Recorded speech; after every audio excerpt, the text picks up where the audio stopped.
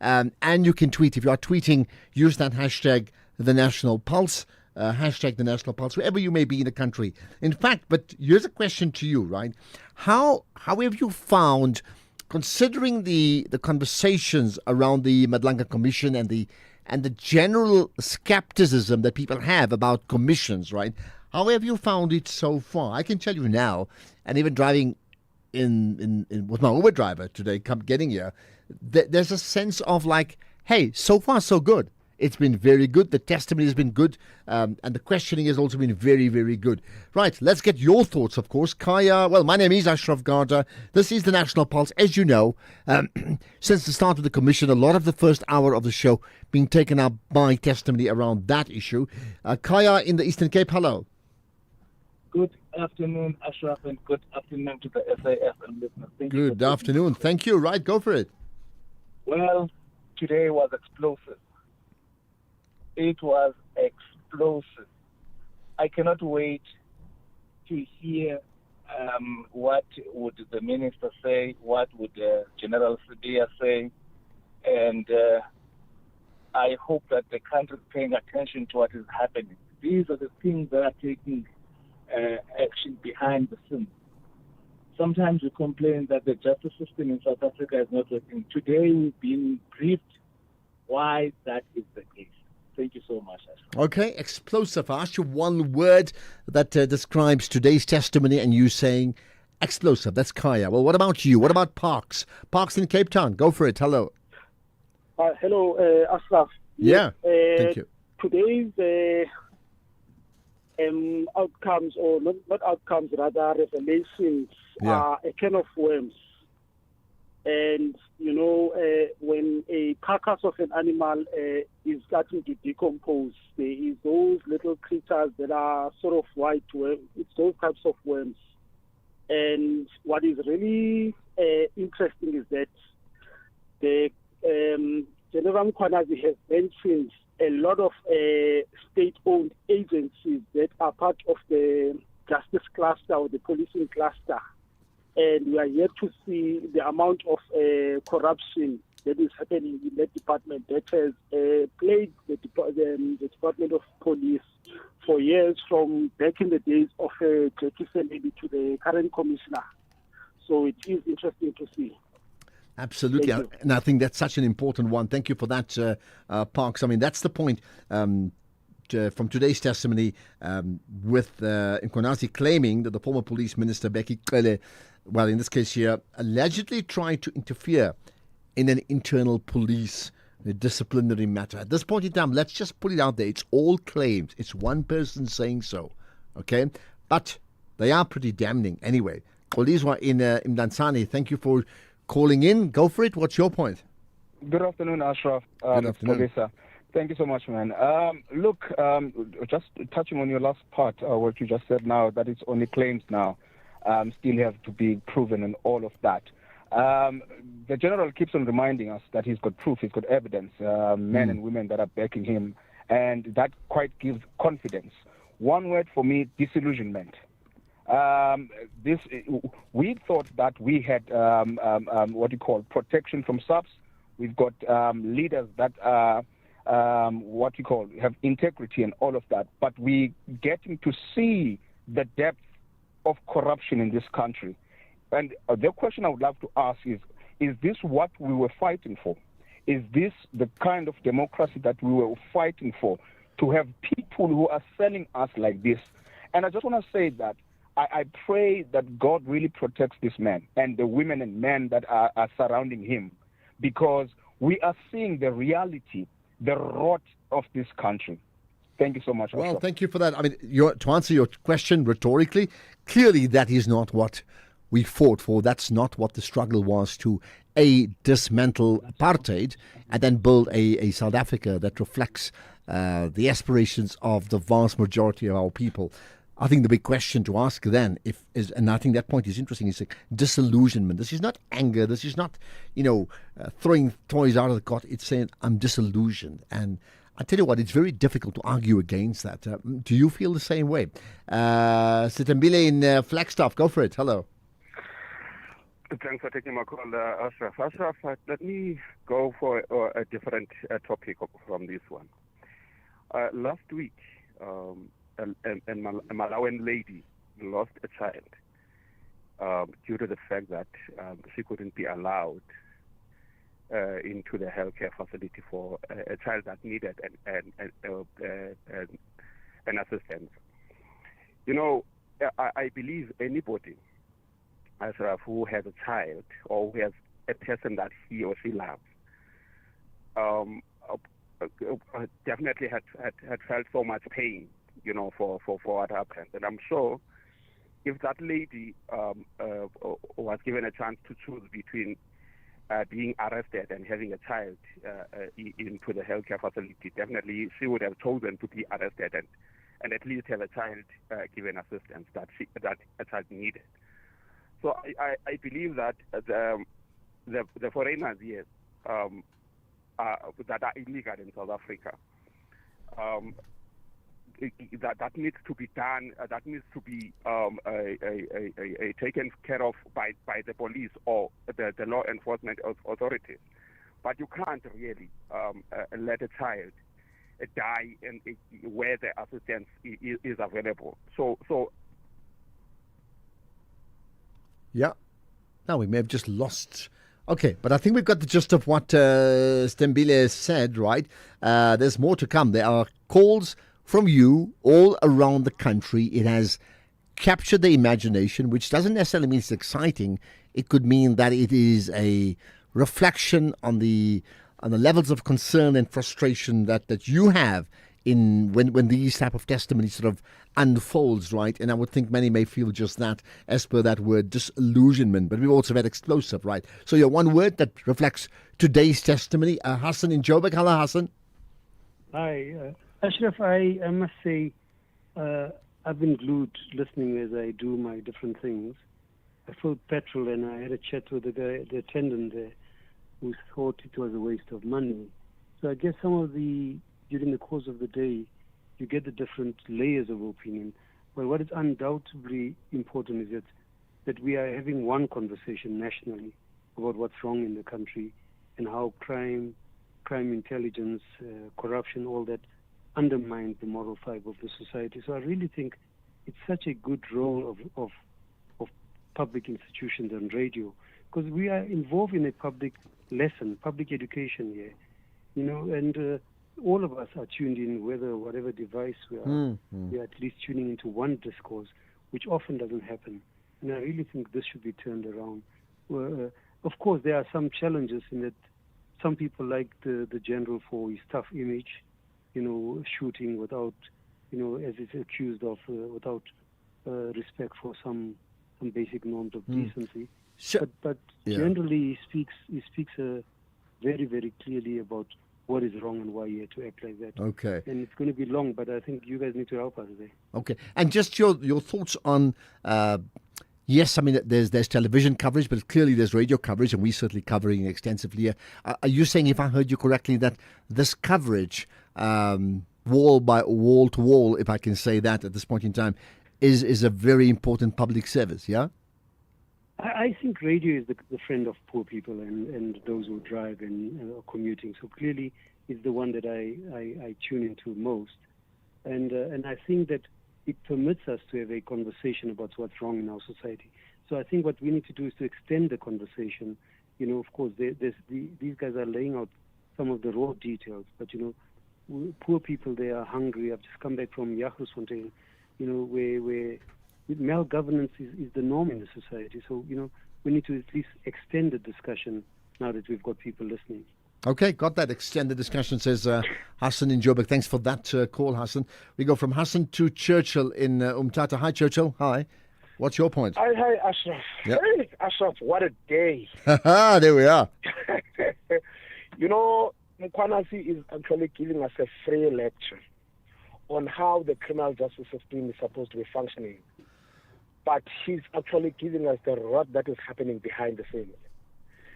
And I want to say, look, we have been turned into nothing. We have been fooled. We have been turned into nothing by those that we trusted. But I want to say to South Africans, united, you know, against our enemy, because we know who our enemy is. United, we're going to rise from that unitedness. And I don't care who says what. After these revelations, this country will never be the same. You know, the confidence that has been eroded from those that were trusted, you know, unless somebody else, you know, takes over this country. I don't care, even if they might come to try to come and rebut what Mkonas has said, you know, we're able to analyze and connect the dots, the rot that is behind. Thank you, Ashraf. Okay, thank you. That the rot or connecting the dots. I mean, interestingly, in Nhlanhla Mkhwanazi says there will be more evidence to prove that there's been communication between the former police minister Bheki Cele and businessman Kat Matlala, and including text messages and so on. I mean, if that's the case, it's interesting. He seems to be like a commission in his own right. I mean, are you puzzled by the amount of evidence he's got? And convinced that he's got all the facts to prove it. I mean, he has to prove it, but just coming up front, it's not just one line. It's a series. It's a Days of Our Lives story in its own right, okay? Mzamo in East London, hello.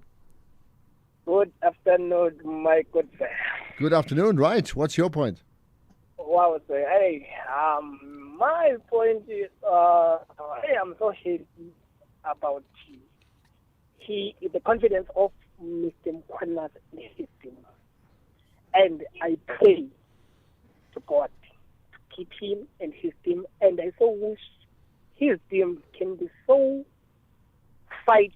No one can just betray one another because of anything. Because now I feel South Africa's flag is shaking now. We see why our grandfathers, they see what they were fighting for. That is being destroyed by our enemies today. Because, to be honest, some people they are saying that it's a waste of money because of ABCD. You know, those who are saying that it's a waste of money because of the urban setting. But many South Africans today are like refugees in our country. But we know why we are collapsing. Because who's governing this country? It's black people, it's a black government. But Okay. And now then we see why it's like in South Africa. So I'm so quite happy for him, and I so wish God can protect him, and I so wish we can support him. Why are you benefited? I so wish people, they can repent now. Those ones, they were benefiting him like by corrupting. They can turn to face the reality, because South Africans, we have no future. That is destroyed by our fathers and sisters. But we are not seeing that is happening because of it's our sisters who are killing us. Okay. Mzamo, thank you for that. Well, you see, that's the point. I mean, it's a bit of a generalization to say all these people who are saying it's a waste of money because they're involved. That speaks on behalf of the whole country, and we don't really know that, can we? Well, it's not possible, isn't it? But you wonder, is this the beginning of a complete rebuild in the edifice of what we call South Africa? Maybe. It should have happened before, right? But is it now, if not earlier? You are connected to the National Pulse. Power, land, loyalty, blood, and the heart of money. This is SAFM. Just tell me about how this concert series fits in with what you are trying to do with these young people.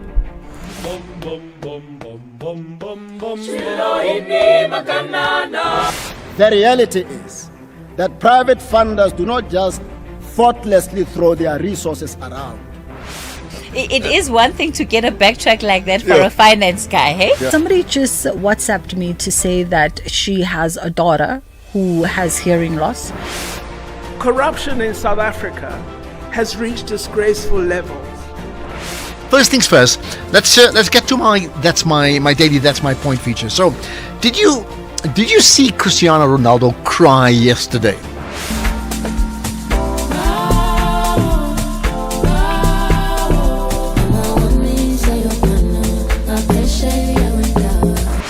This is SAFM. This is SAFM. Just tell me about how this concert series fits in with what you are trying to do with these young people.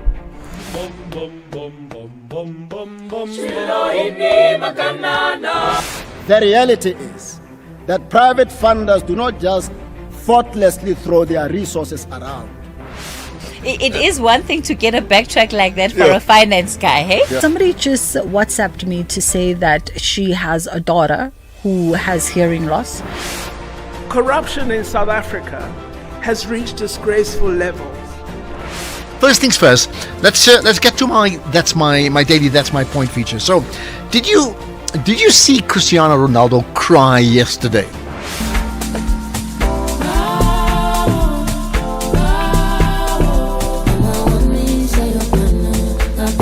More reaction from you, more calls from you, more WhatsApp voice notes.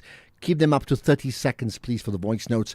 And there are people tweeting using that hashtag, the National Pulse. When you do that, just tag SFM Radio and do tag me, Ashraf Garda. I think your reaction is really important.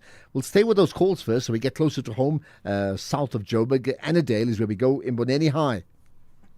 Hi. How's it? I always say whoever calls in, they put their town on the map. You know what I'm saying? So, like, for the day, you're the mayor of Annandale, if you get my point. Yes, thank you very much for taking my call. Pleasure. And the most important thing that I want to say that since 6th July, we heard what General Mkhwanazi was saying. It reflects the same statement that he gave in the briefing. So I'm proud, very proud, and he's an amazing person. However, I was so happy for the fact that he clarified the issue of Paul O'Sullivan, because Paul O'Sullivan, I think, is a defender of politicians. Every time when anyone that have any issues with the South African police is well there and interfere. You will remember any case that were happening about Donovan Fisher. He was part of it, all these Bedford issues. So the other thing that I want to say, that I want to ask you a question. I think for having this foreigners, the politicians are aware, because I heard him saying, though I didn't catch it clearly, to say that our borders, there are also interference on it. So I'm not sure whether some callers they will come in and address that. But fundamentally, I want to understand exactly that. Does this constitute that borders are free for foreigners, and politicians in South Africa, they know such things? Thank you. Okay, borders are free for foreigners. I mean, does it really need an answer to that, Imboneni? Thank you for that. Matume in Tembisa. Hello, Matume. Hello, Ashraf. How are you, man? I'm very good. It's Friday. I'm pretty well, thank you. I hope you are too. Okay, I'm good. Yeah, I would like to comment on to this here that commission proceedings. Right.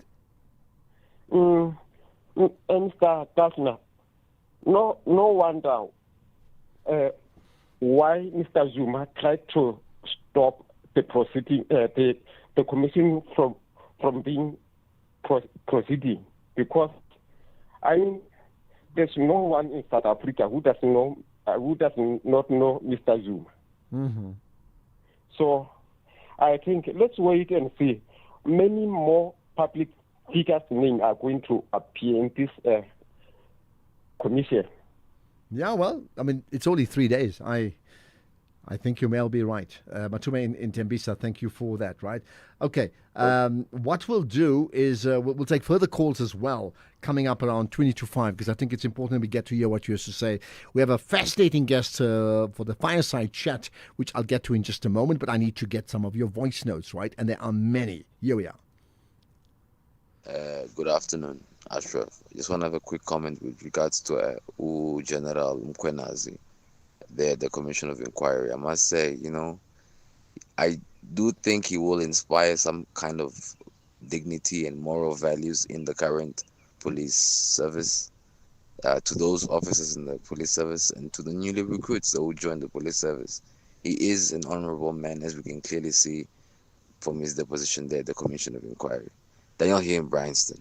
Okay, got that. I tell you what, it's amazing how people are holding on to Lieutenant General Mkhwanazi. As you said, he is an honorable man, meaning yes, I know others are saying, these things need to be tested. True, and you just hope everything that he says comes across as honest and clear as he claims it out to be. Well, if it does, it causes other problems or poses other problems because of the people who have been fingered out. If it doesn't, then what does it say about him? Either way, there's no question. When you think about a person that you rally around, like in a team, right? I'm thinking about Rassie Erasmus for the rugby team as the coach. And politically, maybe in the past we rallied around a Mandela. In a strange way, do you not find that people are rallying around Lieutenant General Mkhwanazi as in like, hey, he's my hope against hope. I need him to deliver. Good afternoon, Ashraf. I don't really have one word, but there are a few words. I would say this is the real estate capture. I thank you. Anonymous here. Okay. This is the real state capture. Ashraf and the listeners, all I can say, Mkwanazi, he is called for this work that he is doing. This guy is so good and doing justice with everything that he's doing. He's so brilliant. He's not there because he was unemployed. That's all I can say, and I've taken a lot from him, as I am also a policy analyst. I'm very, very much happy, and I've learned a lot. Thank you. Well, I'm glad you've learned a lot. Now the question is, has South Africa as a country, have we learned a lot? Thank you for that. Here's another. Ashraf, hello, this is Sepi. So I actually have two words, which is true patriotic.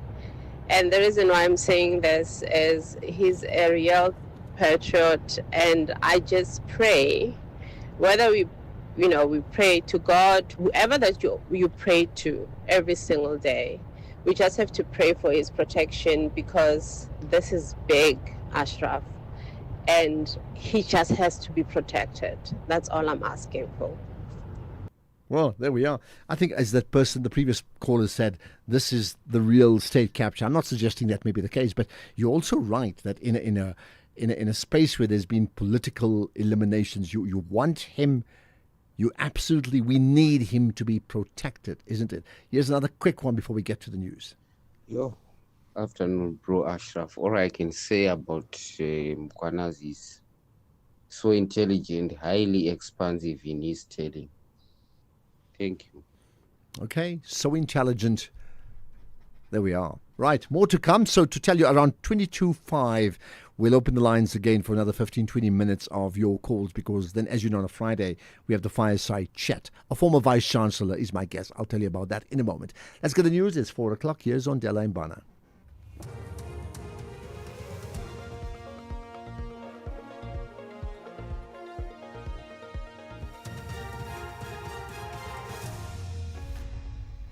Thank you, Ashraf. On the top stories, Mkwanazi defends his July media briefing, and death toll rises in Sudan mosque attack.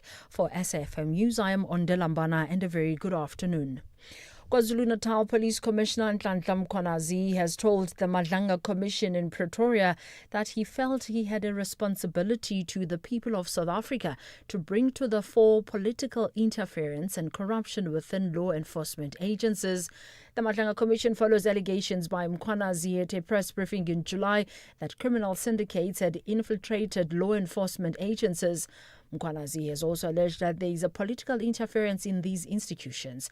He says he has encountered challenges since 2011 when he was acting National Police Commissioner. Is that I highlighted in the media on the 6th of July, it was a history repeating itself to my assessment. And I said, it cannot be that I allowed the Mdlula era, the Minister Mthethwa era, and under President Zuma to happen like that it's happening again now. And I keep quiet. I have a responsibility to bring this to the attention of the executive authority and to Parliament. And in failing that, I was left with no choice to tell the people that employed me, which are the citizens of South Africa. Alleged gang boss Nafiz Mordek has been sentenced to an effective 7 years direct imprisonment by the Cape Town Regional Court. Mordek was found guilty of corruption in June after he allegedly paid 146,000 rand to a high-ranking police officer, Colindran Govender, to recover his stolen vehicles using state resources. Mordek was sentenced to 10 years imprisonment, but 3 years of his sentence have been suspended for 5 years, providing he does not involve himself in corrupt activities. The ANC Youth League is demanding the urgent establishment of a state bank. Speaking on the outcomes of their National General Council in Johannesburg, the ANC Youth League says the Post Bank and African Bank must be merged immediately to form a strong state-owned alternative. The Youth League also wants all government salaries, grants and student funding channeled through the Post Bank to strengthen it as a bank of choice. This is ANC Youth League Secretary General Mduo Xolongudle. There's no reason why there is no state bank in South Africa, because all these assets, which are otherwise supposed to be prescribed assets or national revenue funds, These are state or public assets which are supposed to be controlled, disbursed at a central state disbursement instrument, which is the State Bank. 2 Bloemfontein mothers have been handed 5-year jail terms, suspended for 3 years for abandoning their children at the city's magistrates court.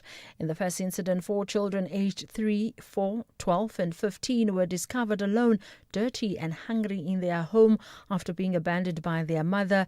Police spokesperson Sina Mpakane says in the second case, a teacher raised the alarm after noticing a learner arriving at school in poor condition. The child revealed that he and his 2 younger siblings had been left alone for days. Mpakane says the landlord confirmed that the mother often disappeared for long periods. Local activists and residents say a drone strike on a mosque in Sudan's Darfur region has killed at least 75 people. The attack in El Fasher city is being blamed on the paramilitary Rapid Support Forces. The BBC's Barbara Platt-Asher reports. Residents said the drone struck the mosque during dawn prayers. Video posted online shows some bodies lying amidst the rubble of a destroyed building, others on the ground covered with blankets. The BBC is working to verify the footage. A statement by activists from an emergency response group said local leaders were among the dead, including the head of administration for the Abu Shuk camp for displaced people. Reports say Abu Shuk came under fierce attack during an RSF advance this week. The paramilitaries have also entered the main base of armed groups that are allied to the Sudanese military. It's considered to be a critical line of defense. Recapping the top story, KwaZulu-Natal Police Commissioner Nhlanhla Mkhwanazi has told the Madlanga Commission in Pretoria that he felt he had a responsibility to the people of South Africa to bring to the fore political interference and corruption within law enforcement agencies. I'm on Delambana for SFM News Headlines at 4:30.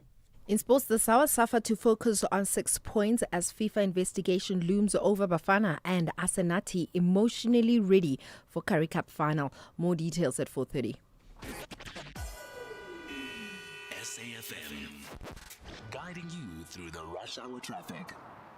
Good afternoon. Starting off in Gauteng, the M2 westbound in Crown has delays towards Main Reef Road, the N1 southbound in Pretoria, a stationary truck at Rigel Avenue, and on the R511, slow-moving traffic in the central Hartbeespoort area.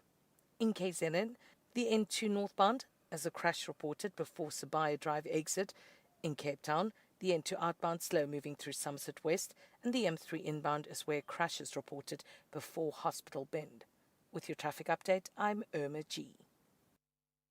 If you think you cannot afford a lawyer, think again. Clientele Legal has made professional legal services affordable for you. Whether it's a civil, criminal, or labor-related matter, we have a nationwide panel of attorneys standing by to assist you.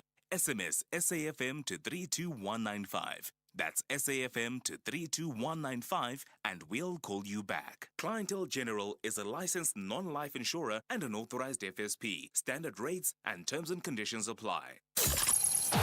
I'm Andile Ncube umzilankathi isiqongo sino George Ntombi eyazi ngisala ke suka. This is SAFM. Just tell me about how this concert series fits in with what you are trying to do with these young people.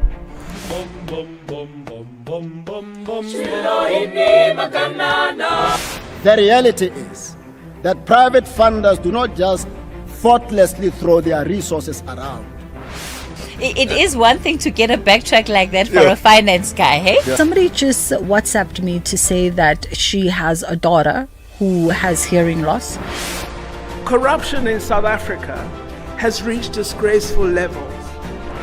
First things first, let's get to my daily that's my point feature. So, did you see Cristiano Ronaldo cry yesterday?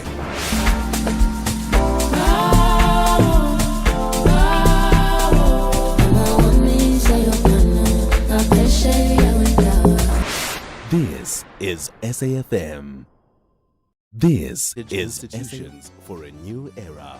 We celebrate the stories, traditions, and voices that define who we are as a nation. From vibrant conversations to thought-provoking debates, SAFM is where heritage meets innovation, connecting generations and keeping our culture alive in a changing world. SAFM, leading the conversations that move us.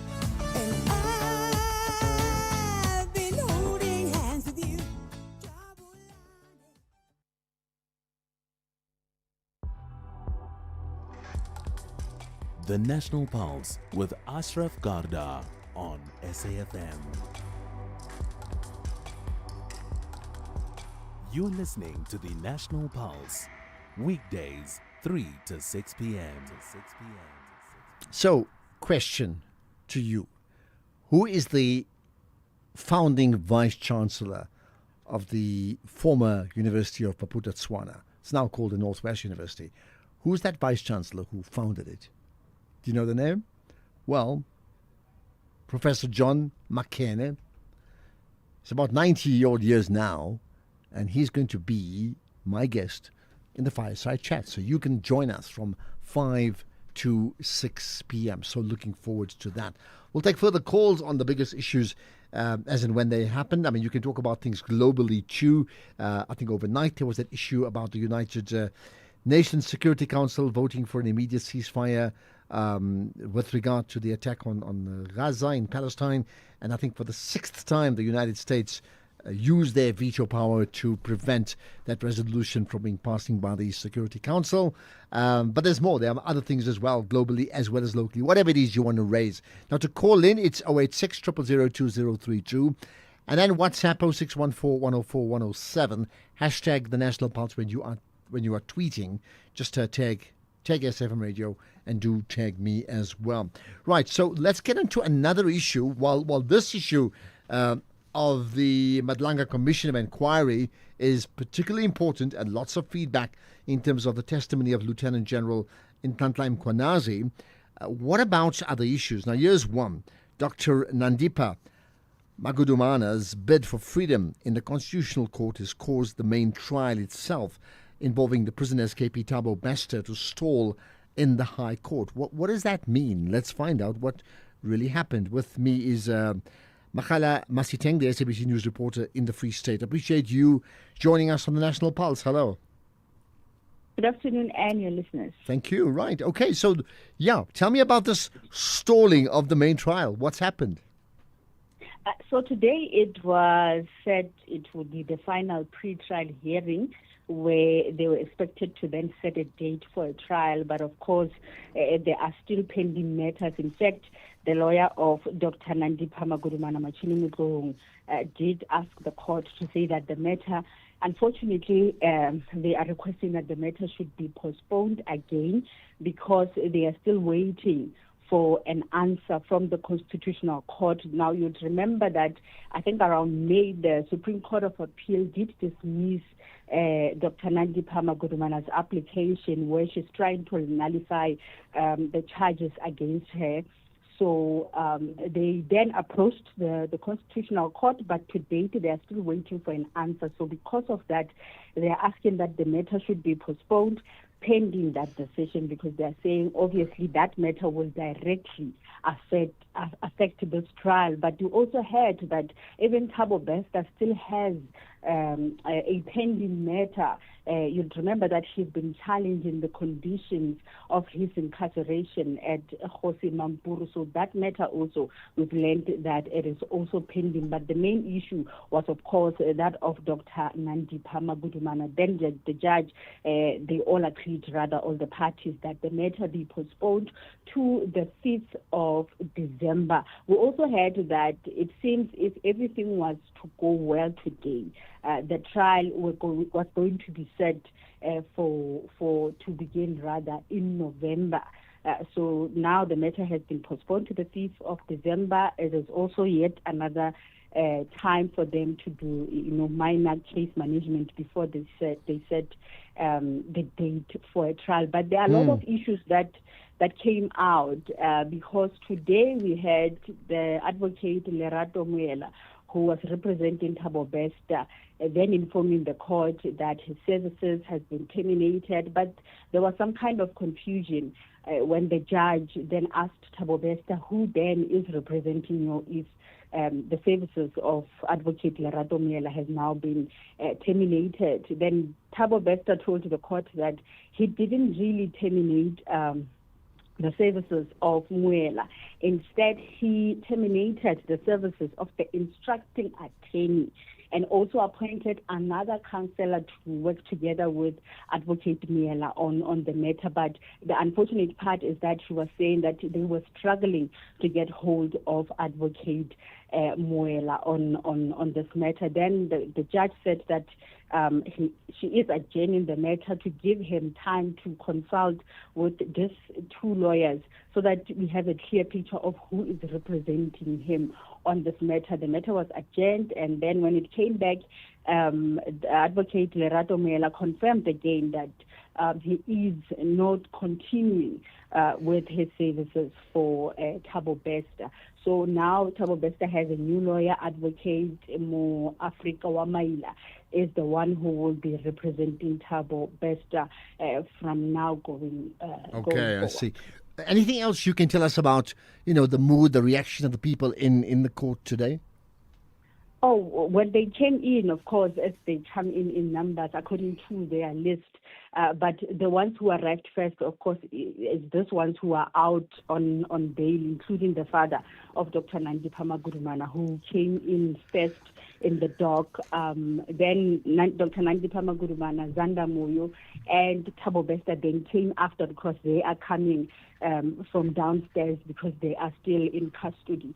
We saw a bit of reaction and communication between Dr. Nandipha Magudumana and her father, the hugging and the communication. But we also noticed that there was a bit of smiling at each other between Thabo Bester and Dr. Nandipha Magudumana. In fact, because they were Thabo Bester is escorted by those security or those officials from correctional services, it seemed as though they wanted to actually talk more, but unfortunately he is being escorted, of course, and they don't sit next to each other. You'd remember the numbers were rearranged because initially in the beginning, when the matter was still at the magistrate court, they used to sit together. So since the numbers were then rearranged, Dr. Nandipha Magudumana is now accused number 1, and then Thabo Bester is accused 7. So they're sitting far from each other, but they only get opportunity when the other one is moving from his seat. Okay. Of course, Bester being escorted by those officials, then they are able to pass each other. That's when they steal that moment to talk with each other. As you say, steal that moment. I'm trying to imagine it. Well, there we are. Much appreciate your time. And as you said now, December the 5th is when the case has been pushed forward or back to. So it's quite a long gap between now and then. Well, much appreciate your time, Makhala Masiteng, the SABC News reporter in the Free State, covering this important story around the Thabo Bester trial. Right, I'll get your thoughts after this.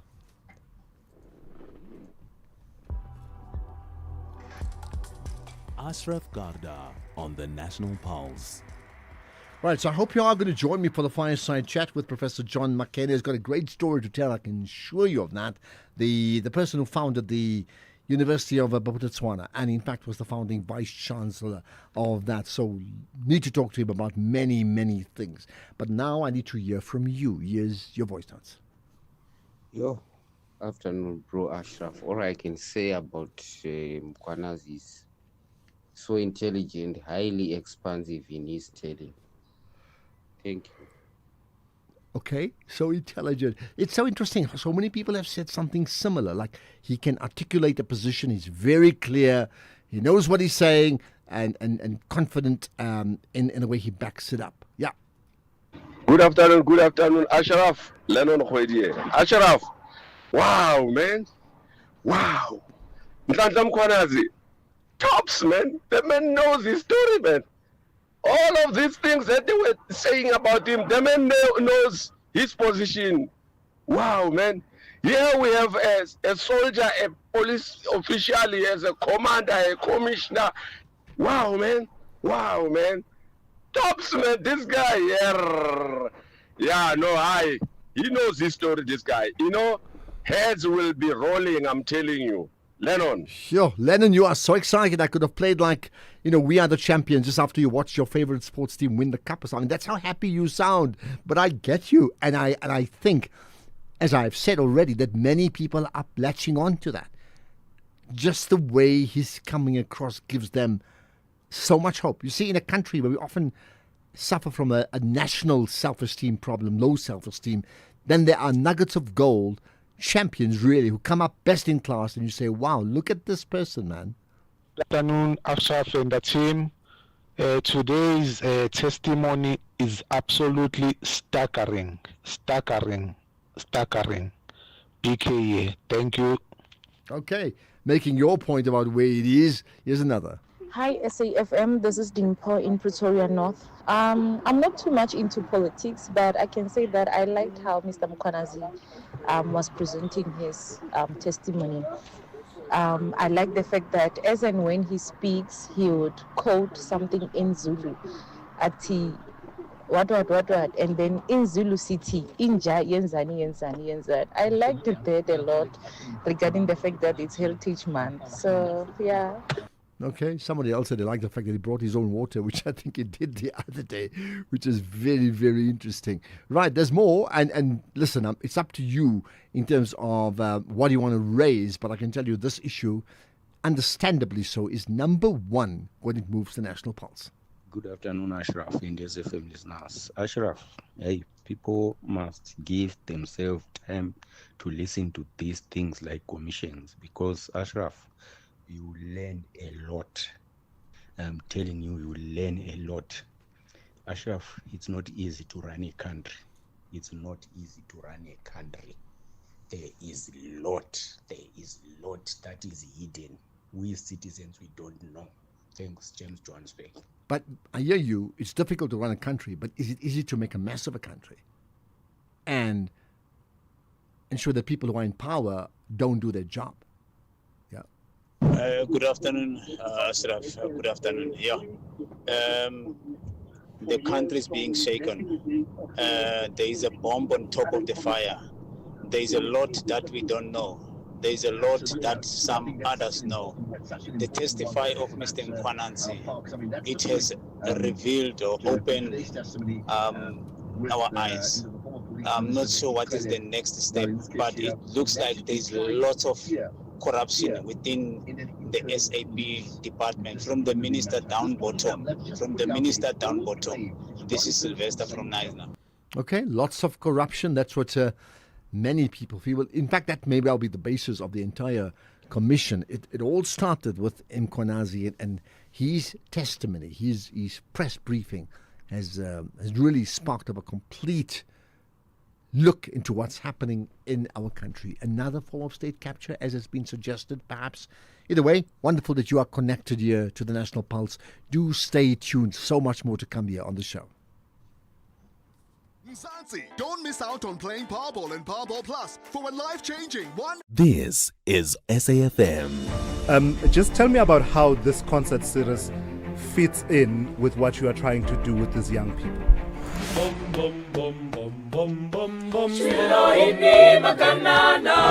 The reality is that private funders do not just thoughtlessly throw their resources around. It is one thing to get a backtrack like that for a finance guy, hey? Somebody just WhatsApped me to say that she has a daughter who has hearing loss. Corruption in South Africa. Mokene coming up after 5 o'clock. Do not miss that. It's like an instruction. No, it's not an instruction, but do not miss it, right?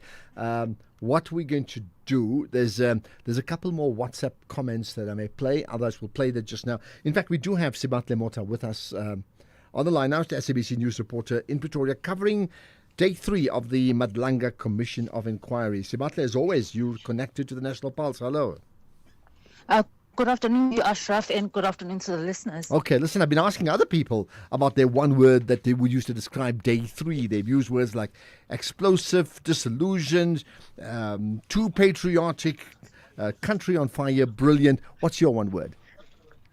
Oh, my word. Do I even have a one word? Because I'm still trying to wrap my head around everything that he had dropped today. I mean, it's been quite an interesting day. When I thought yesterday was quite hectic, I believe today he actually superseded even my expectations. So I don't have quite one word, but I think as South Africans, we should really be worried about the infiltration of crime syndicates within law enforcement agencies. Okay, and that really was the basis of what was said initially on July 6th, right? But I mean, as you said, he's exceeded your expectations. So maybe run us through some of the key I won't even say findings, the key testimony for today? I think when we concluded yesterday, he had alluded to the fact that he would, be speaking more about this relationship with between Senzo Mchunu and his alleged associate, Bran Mokhotsi. And he did obviously take us into some of the improper relationship that Senzo Mchunu actually enjoyed with Mokhotsi, which included that Mokhotsi had access to very classified information that only the crime intelligence had access to. And he says he showed us the evidence saying that he does believe that Senzo Mchunu was actually one of those people who fed Bran Mokhotsi certain information from crime intelligence. He makes mention to a meeting that was held between Minister Senzo Mchunu as well as some of his staff members and some of the top officials of crime intelligence, and that Bran Mokhotsi actually reached out to Mkhwanazi, showing him a few pictures from that meeting. And this led Mkhwanazi to believe that either Bran Mokhotsi was part of that high-level meeting or somebody from the minister's office was actually feeding Bran Mokhotsi such information. And once they had confirmed that Bran Mokhotsi was not actually present in that meeting, it left him to believe that it was one of the staff members or even the minister who had actually sent out this high-level information. And another one, which was very interesting, is a case at the Mpangeni Correctional Services, Kalagabusha, where Mkhwanazi was accused of interfering in an arrest of a prison head, and he was tipped by again Bran Mokhotsi, saying that they are after him and they want to charge him with defeating the ends of justice. So I think what he did manage to paint out very well, Ashraf, is the fact that Bran Mokhotsi had access to information that no ordinary South African should have, nor a businessman as Bran Mokhotsi goes by. But I think another very important point or interesting point, again, Bran Mokhotsi being named as saying that he was the one who tipped off Kat Matlala that this political killings task team from KwaZulu-Natal would be disbanded. And this was even before Mkhwanazi was informed of the news. Okay. What did you say about Becky Cele? Oh, Becky Cele as well has been accused of interfering with crime intelligence, and this stems from him calling General Khumalo, who was the head of crime intelligence or in the structures of the crime intelligence. And Khumalo was actually looking into a General Khan who would be facing disciplinary action. And what Cele actually tried to do was that he wanted to rope in General Khumalo to come assist them in fighting crime. And Cele apparently told this to Khumalo, saying that it was the Premier of Gauteng who actually wanted to rope him in and help him with crime in Gauteng. But when they actually sat down together, when Khumalo and Mkhwanazi sat down together, they actually realized that the only reason why Bheki Cele was making this job offer to Khumalo is to lure him away from this investigation, so that this General Khan can actually avert the disciplinary hearing or the process rather. So you're also seeing that Bheki Cele is involved or has alleged ties to some of these criminal syndicates underworlds, and this is some of the information that has actually come out. And on top of that, General Khan, seemingly a close associate of Bheki Cele, was also a close associate of Bran Mokhotsi, who they've accused of feeding Bran Mokhotsi some information in crime intelligence as well. Okay, interesting. I mean, because we were speaking about this the other day when people were saying whatever they testify can't, once testimony's been made outside the commission, can't people be charged anyway? Because now we know about it. Now, I say that because Mkhwanazi has now confirmed that he's opened a case of defeating the ends of justice against individuals who try to obstruct the political killings task team. Right? What did he say about that? Well, what he says is that he just feels that, I think, outside of this commission is that it's not up to him to now pursue those people who are implicated, but rather it's the commission's work to make these recommendations and findings. And I mean, Ashraf, as you rightfully said, I mean, the commission can only recommend. It can't say that the police minister or even the police or the commissioner must go arrest certain individuals. But I think what he has done, and this is only the beginning phase, so we can't get too excited. It's sort of like blow the top open as to show South Africans that the level of infiltration that these law enforcement agencies had been a subject of, and just how I mean, this is a man who has even served as a deputy national police commissioner, and he's made reference to some of the challenges that he encountered then that he's still encountering now, and saying that this can't it can't continue as business as usual. And them being in Gauteng, the political killings task team has also just blown open some of the criminal syndicates and how much they had infiltrated law enforcement agencies. Yeah. All right. What about, I picked up, he spoke about the issue of minerals in Richards Bay and suggesting some interference coming up from the presidency as opposed to the president. That's so significant. Tell me more. No, definitely. So he had actually deployed a team there to Richards Bay to deal with a different matter. But as you know, once they investigate and do everything that they need to do, they stumble upon certain searches that led them to actually arrest and make significant arrests in this minerals sector. And he actually pulled back that team and said, because you are not achieving what I had initially sent you guys out to achieve, then I need to pull you guys back. So then that is when the complaints, when they were getting success in the area that they were not deployed in, that is when the complaints from the presidency actually came out to say, why are you pulling out those people from there? So I think this puzzle that he's granted us will fit into a much bigger scheme of the picture, because we do expect some of his team members to testify. So that is one piece of the puzzle I think our listeners just need to park and hold,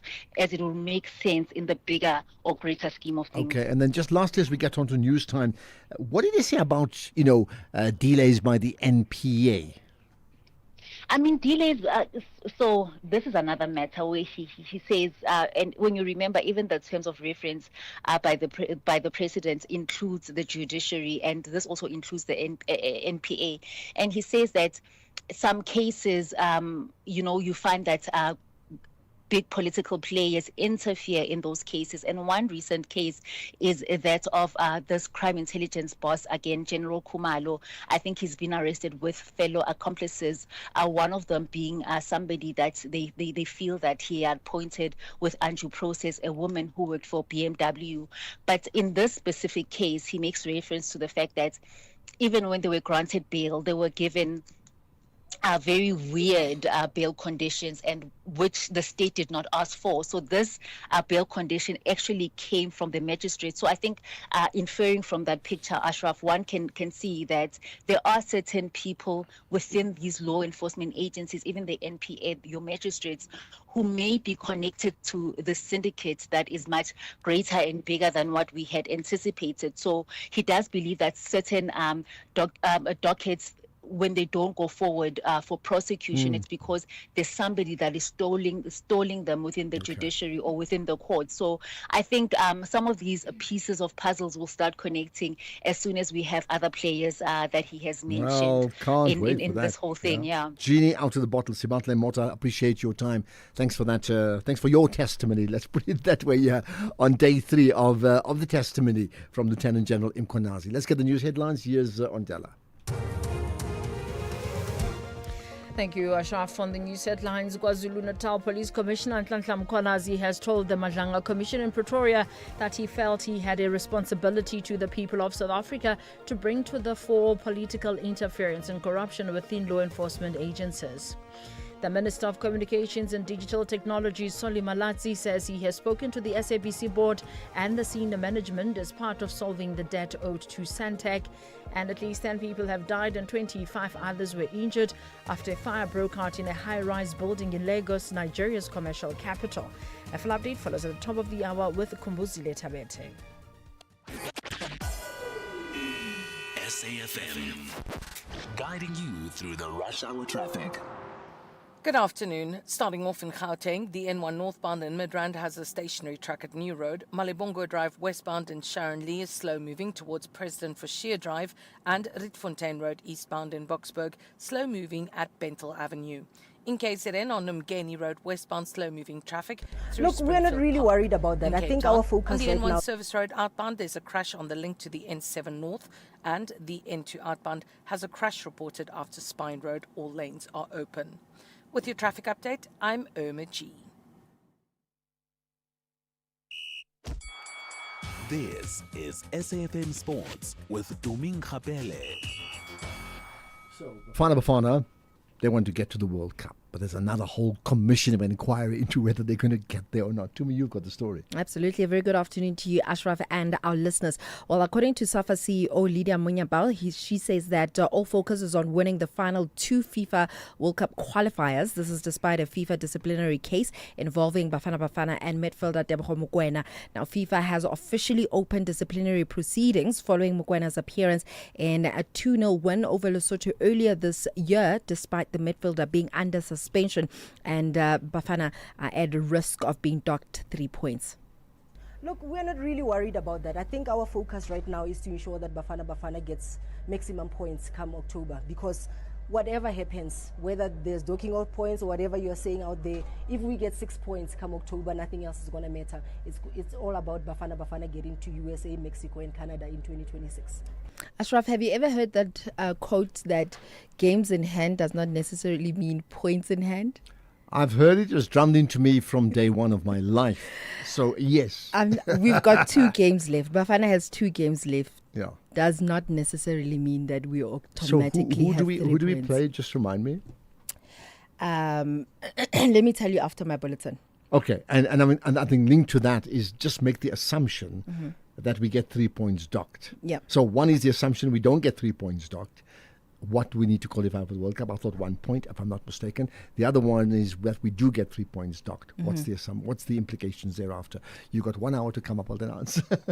Well, it'll be interesting to see how they will do, but we do have Zimbabwe and Rwanda actually coming up next. Meanwhile, Kaizer Chiefs have moved to clarify the situation around head coach Nasreddine Nabi following reports that he had been sacked. A statement had been sent out with the club confirming that Nabi is not with the team at the moment in Angola to kick off the CAF Confed campaign, but stressed that discussions with him are still ongoing. What discussions? We don't know, but Chiefs say that the matter is internal and is being handled through the appropriate processes, with the focus remaining on stability for players and supporters. The club has also promised to give updates only through its official channels.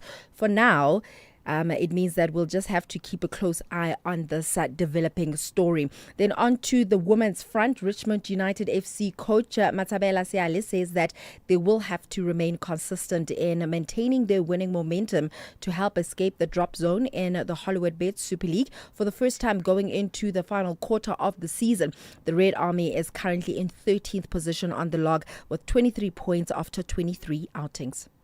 Yeah, it is very much important, Simbumi, that we maintain the winning momentum so that we can see ourselves at least moving up the table or moving up the log standing. Because currently the position that we are in, we're not safe. We don't want to see ourselves there. And our expectation from this match, I don't want to disrespect the opponents. They are a very good team. We all have seen they've been doing good. We also played against them early in the season here on our home ground. They are a very good team, but unfortunately, we are forced by our position to approach every game in that manner. So our expectation is to get the 3 points, because every 3 points is very much important to us, especially in these remaining games. Well, they face newcomers Ezenvelo on Saturday at Kings Welitini Stadium. Then on to rugby. Springbok tight head prop Asenathi Ntlabakanye will start for the Lions in tomorrow's Currie Cup final against the Griquas at Ellis Park. This is despite facing 2 formal doping charges. The 26-year-old tested positive for a non-performance enhancing substance during routine testing in July. And SA Rugby has stated that the substance was prescribed by a specialist physician. This is under the supervision decision of a medical doctor. Now, Ntlabakanye was not selected for the Box New Zealand tour while the case was under review, but as he has not been suspended and his hearing is only scheduled for December, he remains eligible to play. Then on to motorsport. All roads lead to Azerbaijan Grand Prix this weekend. In terms of the practice sessions, Lando Norris led a McLaren 1-2 from Oscar Piastri in first practice, Charles Leclerc finishing third. Then in the second practice, Lewis Hamilton led an impressive Ferrari 1-2 as McLaren title challenges Norris and Piastri both hit walls in the second practice. Now, Hamilton clocked 1 minute 41.293 seconds, with Leclerc finishing 0.074 seconds afterwards. And Mercedes drivers George Russell and Kimi Antonelli with third and fourth fastest. Then finally, world indoor champion Prudence Khodiso says that she's devastated by her shock exit in the 800-meter heat at the World Athletics Championships in Tokyo. The 22-year-old failed to finish after her leg suddenly gave in early in the race. But to my mom, I was like, you know what, it's nothing serious because I didn't feel anything. At the last car room, my leg didn't want to move. I couldn't do strides, and you know what, the past 3 weeks, things were going really well. I trained so hard. I was ready for these, and this is the end of my season, and I wanted it to end on a good note, but God had his own plans. I've been since I came here, I've been focused. I've been in my room, go to training, rest, recover. But these are the rewards, I think, I don't know, I have no words, but I'm hurt, and I know I disappointed a lot of my fans at home. And oh my word, I don't know. I really don't know. Oh, I'm out of words. I'm really hurt. You can just hear how distraught she is. And I think her story is really a reminder that even champions face setbacks, and that dedication does not always guarantee results. But you can only imagine when you have literally done everything right, and then at the end, something like this happens. Absolutely. I mean, I watched that clip. Mm-hmm. I was so touched by it. And, it wasn't like, here's a person who doesn't know where to hide. She was like saying, I can't take it. I can't believe it. Like everything I've put in was for this, and my legs just gave in. And so I mean, it's really sad, but it shows you how much it matters to her. Right? It does. And a lot of athletes, it matters a lot. These world championships, I mean, like, it's global recognition, it's prestige and legacy. I mean, it's in between the Olympics, I think. So they're also trying to assess how ready they are for the Olympics. A lot, the pride for the country. But here's a thought, and it's not a sporting thought. She was disappointed because there was no service delivery for herself, right? And by extension for her country. I want to see the day that South Africa's politicians cry like she cried when there's no service delivery. Like, for example, I just at Coronationville, there's still no water. We touched on it 2 weeks ago. Can you imagine the mayor saying, oh, there's no water. Oh, I can't believe I can't take it. When they cry, then we are on an upward trajectory because it'll matter. It will never happen. I'll have more on other sports in the next hour. If you think you cannot afford a lawyer, think again. Clientele Legal has made professional legal services affordable for you, whether it's a civil, criminal, or labor. This is SAFM. Just tell me about how this concert series fits in with what you are trying to do with these young people.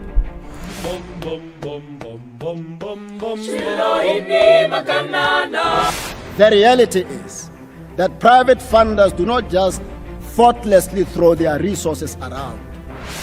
It is one thing to get a backtrack like that for a finance guy, hey? Somebody just WhatsApped me to say that she has a daughter who has hearing loss. Corruption in South Africa has reached disgraceful levels.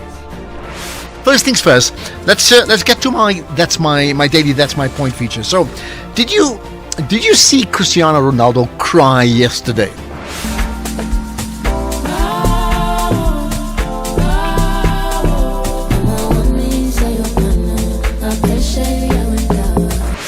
This is SAFM. Count on. Okay, let's get to the numbers with Paswane Mpatlele, Senior Accounts Manager at Markway Fund Managers. You've got all the news in South Africa and around the world. Tell me. Afternoon, Ashraf, and happy Friday to all your listeners. Well, The big central bank decisions globally have taken place, and the messaging has been cautious from central banks. And day one from following that is that investors have taken a consensus that the U.S. market is continuing to grow. The back of growth and inflation as these rate cuts has taken place, we see trade volumes are rising on different sectors of the markets, and discounting the benefits of these different AI projects that are supporting the economy. Globally, we get support from different markets from the sentiment, but the gains are generally kept from these different markets at the back of the real economy having different concerns respectively, especially when you think of the rate cuts now are fully priced in the US, helping lift their yields and the dollar in the short term. We see that the likes of gold continue to hold some momentum in this environment, and up 0.4, $3,659 an ounce. Oil field pressures down 0.5 at $67.10 a barrel. When we look at those US indices, they are up. Nasdaq up 0.4, Dow and S&P up 0.2, Europe CAC is up 0.3, FTSE index are flat. Locally, we continue all-time highs. We had more gains, up 0.5 today, boosted by our resource sector up 3.7%, while our financials were down 0.9 and industrials down 0.7. In the currency space, we still hold healthy levels. Rand against the dollar 17.36, Rand against the euro 20.41, and Rand against the pound 23.42. Got that. You have a great weekend, Paswane. Thanks for that. And we will certainly connect on Monday.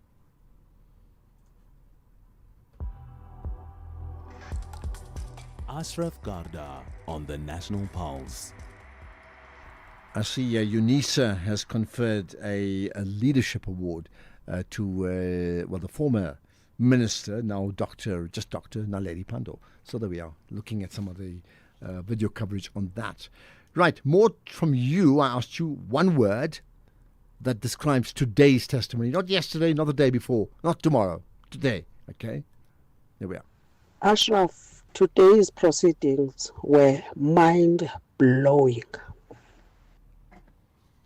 Okay, mind-blowing. Botswana and Rosebank, what are you going to say?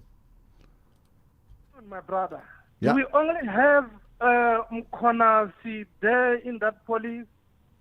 He's the only one that can tell the story, what is happening there. It's so scary. You know, this is what explains why the crime is out of control, my brother. That is explaining why they are incapable to solve crime. The senior police involved in criminality in Gurulani, it explains why the forensic person was allowed to be murdered. It explained that. And you know, I listened to the words of our president, each and every word that he said. When he was addressing his comrades, councillors of ANC, he said, stop to be part or controlled by criminal syndicates. But it is not enough. It is not enough. You can't just say that. What are you doing? Remember, Sidney Mufumadi told us that the security system has collapsed intelligence. What did he do? Remember, July, 300 South Africans were killed. What did the state do? They told us that we are resilient. All right. I mean, just to pause. I mean, your point is he the only one who knows? I mean, he's not the only one who knows. He's the only one willing to talk about it up to now. And clearly there are many other people who know all these things that can connect the dots. So either they're going to be called up or they're going to say it anyway. Let's wait for them and see, right, about that. Thanks for that, Butana. Let's go to Romeo in Poch. Hi, Romeo. Hi, Ashraf. How are you, man? I'm good. What's your point? Great. Look, for me, this is very disappointing. Because when you look at the testimony of the general, it actually covers the three arms of the state, and it suggests to us that the whole three arms of the state are implicated in corruption. So it is disappointing. We do not know where we stand right now. We don't know if we have the judiciary. We don't know if we have the parliament. We don't know if we have the legislature or executive. We are in trouble. Okay, you think we are in trouble. That says Romeo. So Is the revelations at the Madlanga Commission a source of despondency, or in fact, is it the opposite to say, hey, this is what happens in this country. We can get people who will testify, of course, provided something's done about it, right? Tula in Joburg, hello. Tula, hello. Hi, how are you? Yeah, I'm very good. I'm blessed, thank you. I just want to contribute on General Mkwana's. Don't ask permission, just go ahead. Thank you. You know, when you are stating facts and the truth, you don't have to remember. You don't have to remember. You are stating the facts. You are stating the truth. Hence, it's so accurate. That's what I wanted to say. Okay, there we are. Interesting. And we've had similar comments from others as well. Thanks for that, Tula. Right, Chico in Protea. Chico, hi. Chico, do I have you there? No, Chico, maybe not. Let's get to, some of the other comments we've heard. Here we are. Good afternoon, Ashraf and fellow listeners. I'm happy with what's happening with in regards to the commission. So much has been revealed, and yet we still haven't gotten to his own commission. We are still in the Madlanga Commission. What more when the other commission begins? It's going to be lit. Thank you, bye. It's going to be lit. Oh, but when did I hear that? Good afternoon, Mr. A. I consider Mr. Mkhwanazi in the same category of Mr. Mandela, a complete man, a man who's able to stand up to anybody at any time, ready at any given time.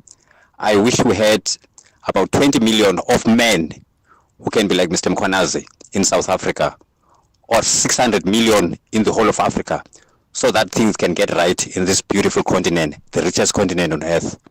Pastor, Cape Town. Okay, thanks for that, Pastor. Well, Mandela-esque.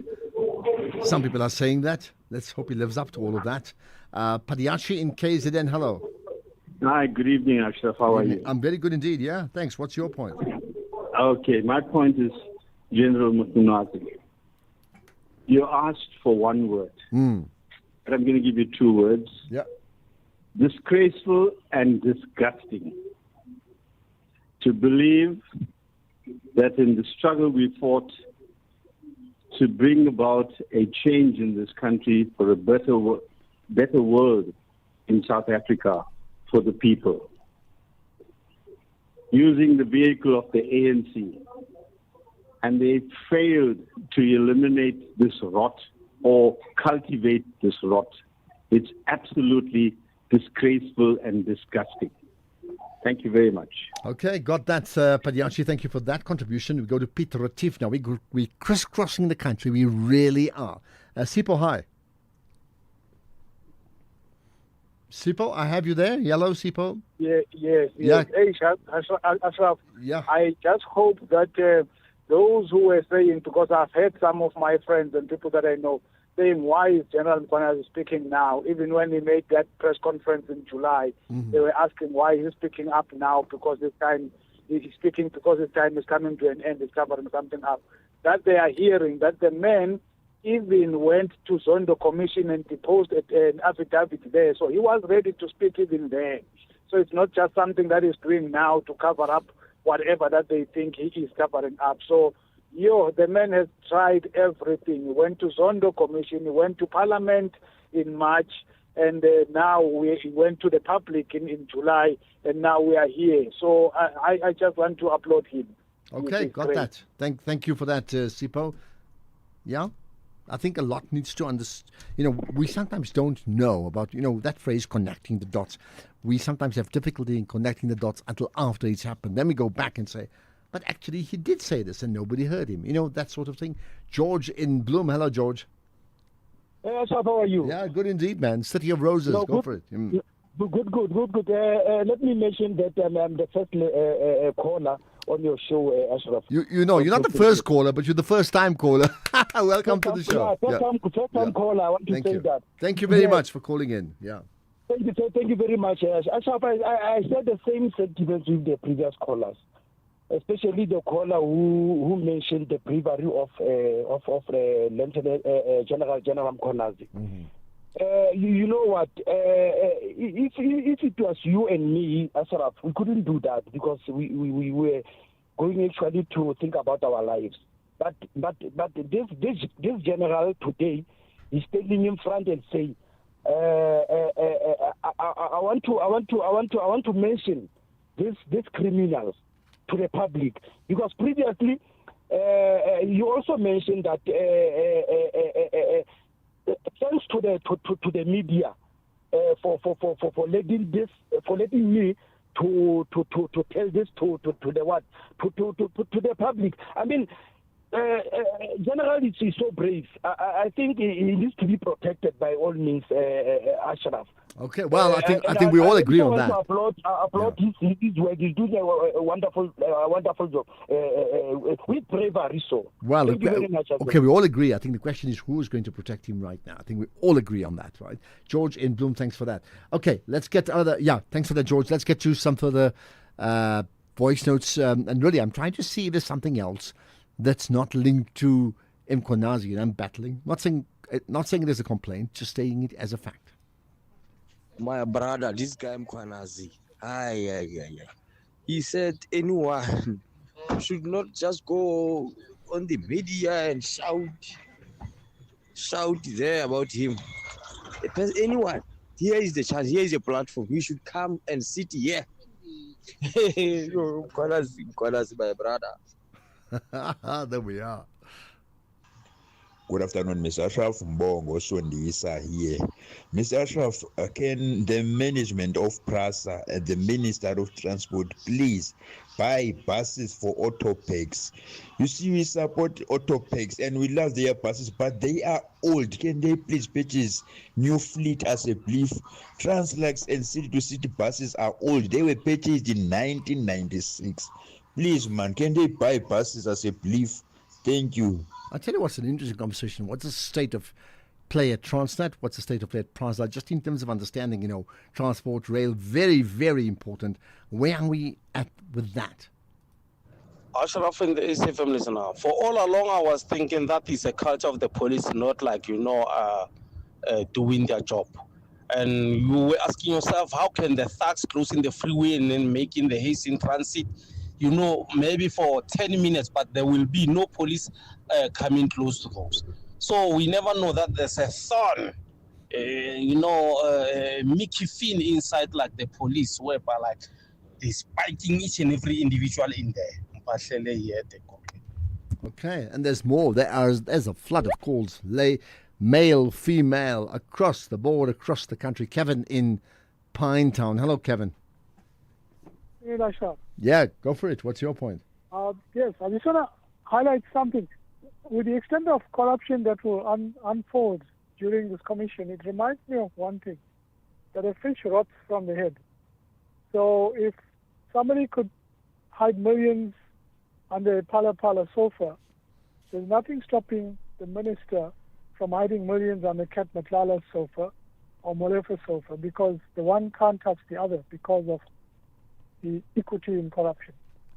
Thank you very much. Okay, got that. I mean, I understand you're fishing, but I get what you're saying.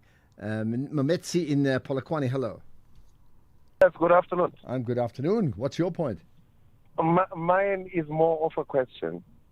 When is it that as a community, as a country, we get to a point where there are things that are utterly despicable and it gets to be clearly seen that we despise such things? The reason why I express this sentiment is very simple. A whole ANC collective said a fire pool was a security feature. Then Zondo came, allegations were made, people gave reports, nothing came out of it. Now here is General Mkhwanazi, and he has given us this report, taken us into his confidence. I've had a lot of people asking that we protect General Mkhwanazi, but I think the protection of General Mkhwanazi begins with a reflection of society as a whole. These statements, why are we going to establish the veracity of what the police have said? We are going to this commission is saying, let's verify that what the police is saying. Why don't we say, police, carry on with your business, investigate and prosecute accordingly? Okay, well, I mean, look, because there's a distrust of the police in the first place. I mean, that's really why, if you get my point. That's the purpose of investigating. I mean, you're putting the police in the dock here in terms of the testimony of Lieutenant General Mkhwanazi. It's not one or two people. It's a culture. Mametsi in Polokwane, thank you for that, right? Tsidiso in Bloemfontein, you live, go for it. What's your point? Yeah, Tsidiso, hello. How are you, Mr. Gamda? Yeah, I'm good, man. Go for it. I'm Thank good, you. thanks, man. I just want to comment about the proceedings about today, man. This is really, really mind-blowing. All I can say is the country deserves the truth. And now this is the time that we know the truth behind all this chaos that has been happening in our country. And may God bless Mr. Mkhwanazi and his team and everybody who supports him like I do. Thank you very much. Okay. Well, thank you for that, Tsidiso. Maybe time for one more call I can squeeze in. So if you wish to call, do just that. But there are also, there's some voice notes as well. There's been a flood of them that I can pick up on. Yeah, let's see if we've got that one. Ashraf and the SFM listener, for all along I was thinking that is a culture of the police, not like, doing their job. And you were asking yourself, how can the thugs closing the freeway and then making the haste in transit, maybe for 10 minutes, but there will be no police coming close to those. So we never know that there's a thorn, Mickey Finn inside like the police, whereby like they're spiking each and every individual in there. Okay, and there's other comments, and some people are tweeting as well. So if you are tweeting, use that hashtag the National Pulse when you do just that. Right. Let me remind you. On a Friday we have what is called a fireside chat. Right. So if you're not if you're up for it, you should be listening. We've got a fascinating guest. I'm certainly looking forward to talking to him. Professor John McKenna, the founding Vice Chancellor of the University of Botswana. It's now called the Northwest University. And while we say that, here's Offense tweeting saying, this is absolutely incredible. South Africa is truly a mafia state. I wonder. Let me tell you, there's, yesterday we had some really great conversations at the IMC, Nedbank IMC conference. All those conversations about growing your business brand, all up as a podcast. You can listen to them, as well as some of the testimonies today. I understand most of them are report backs, but some of the key interviews, and this entire week, in fact, are always available as a podcast. Go to safm.co.za. Right, we get into the fireside chat mode in a moment, but right now it's the news at 5 with Greg House.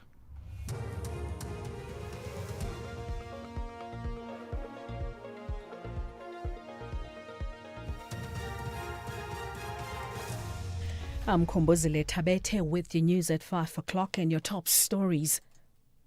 I have a responsibility to bring this to the attention of the executive authority and to Parliament.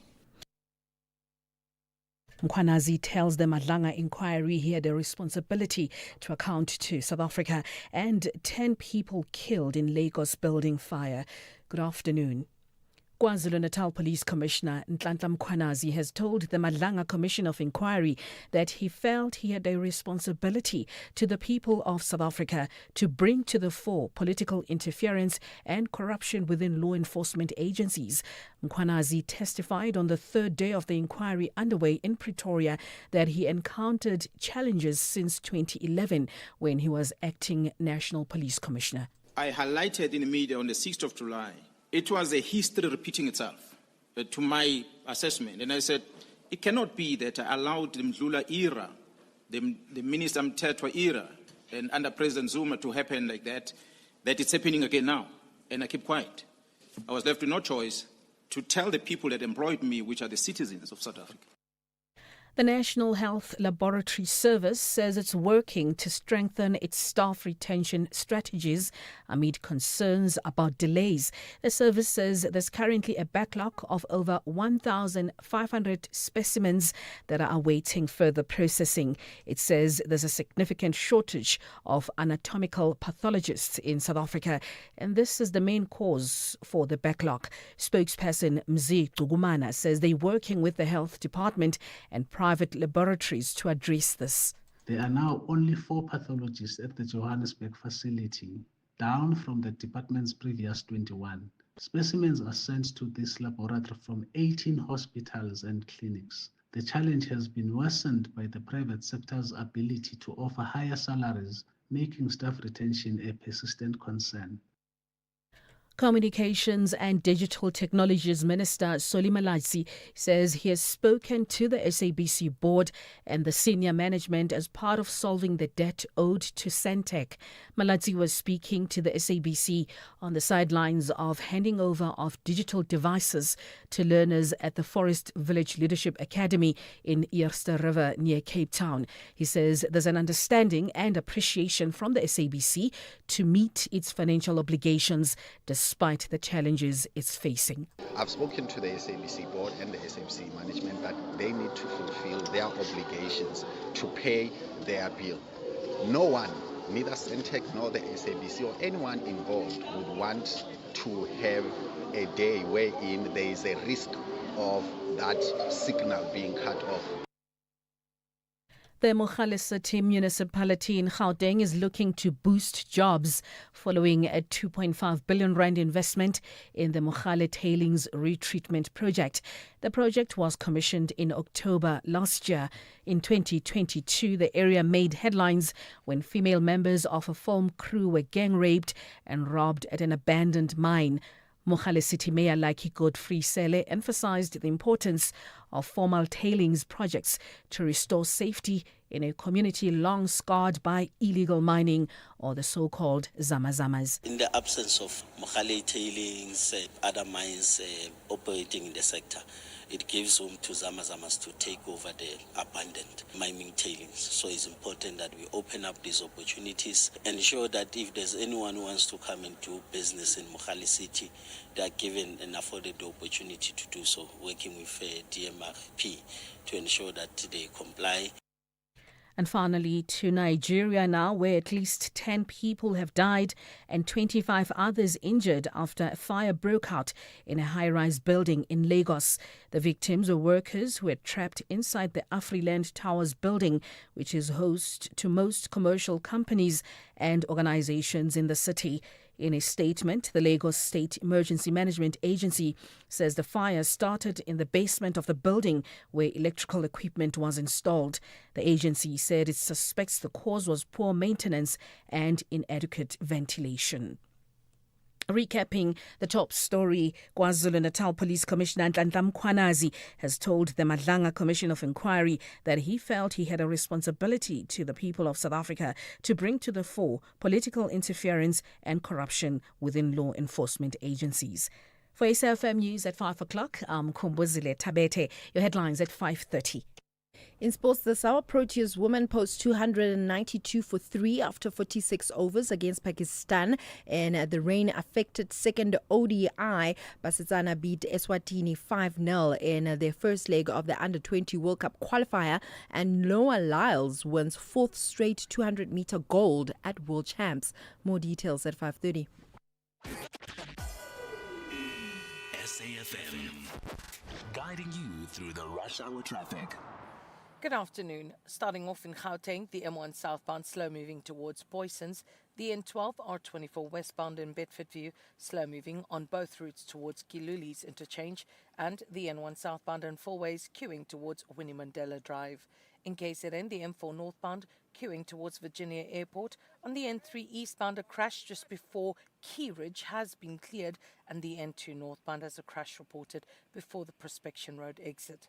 In Cape Town, on the R304 northbound in Stellenbosch, queuing traffic towards Port Lare Road. The N2 outbound has a crash reported after Spine Road. All lanes are open, and the M5 southbound slow moving towards Cromboom Road exit. With your traffic update, I'm Irma G. This year, the Standard Bank Joy of Jazz Festival presents 3 unforgettable days deep in the art and heart of jazz. This is SAFM. Just tell me about how this concert series fits in with what you are trying to do with these young people.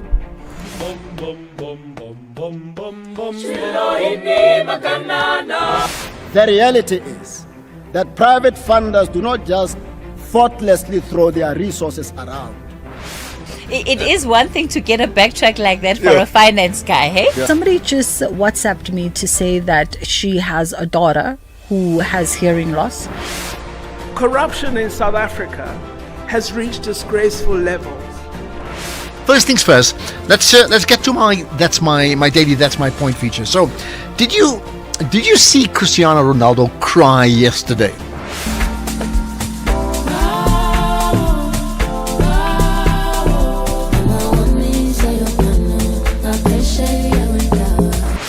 This is SAFM. This is SAFM. Just tell me about how this concert series fits in with what you are trying to do with these young people.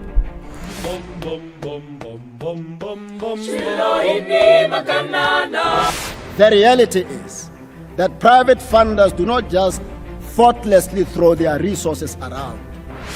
It is one thing to get a backtrack like that for a finance guy, hey? Somebody just WhatsApped me to say that she has a daughter who has hearing loss. Corruption in South Africa has reached disgraceful levels. First things first, let's get to my daily that's my point feature. So, did you see Cristiano Ronaldo cry yesterday?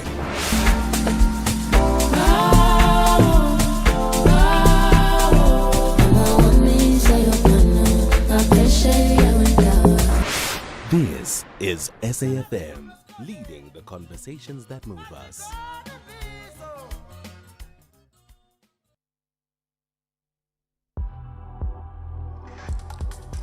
The National Pulse with Ashraf Garda on SAFM. You're listening to the National Pulse, weekdays 3 to 6 p.m. Right, we're in for a fascinating, 45, 50 minutes to the top of the hour as I chat to Professor John McKenny. You should know him, you may know him. Very important, he's done many things in the education sector. But perhaps of all the things you would know him for is him being the founding vice-chancellor of what was then called the University of Bophuthatswana, Unibo, and now known as Northwest University. Well, we've got the chance. It's the Fireside Chat, and Prof. John McKenny joins me. Much appreciate your time, Professor John McKenny, and really a privilege to talk to you, really, for the next 45, 50 minutes. Thank you very much. Thank you.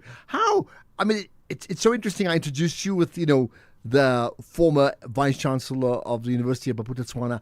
How often does that come up in conversation when people know about it and they tell you, or they don't know, and then you tell them, and then they say what? Well, people got to know about it because of the type of work which we were doing.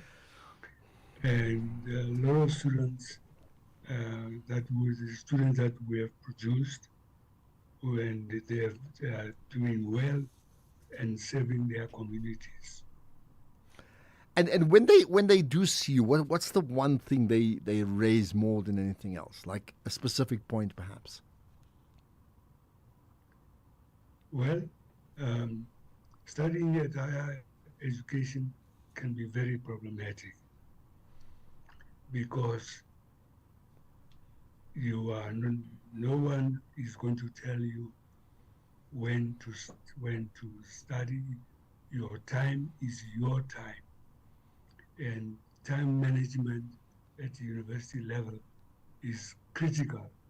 If you get it wrong, you are not likely to succeed in the end. So one has to be very clear and determined to succeed. I mean, you've had an amazing journey.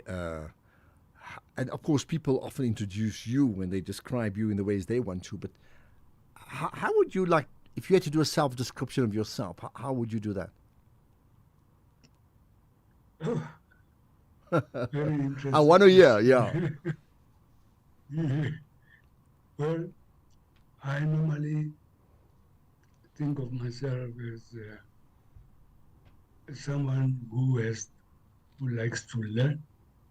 I like to learn because there's a lot that you can gain by talking to people and asking them how they see life, how they see our current situation, problems, or possible solutions.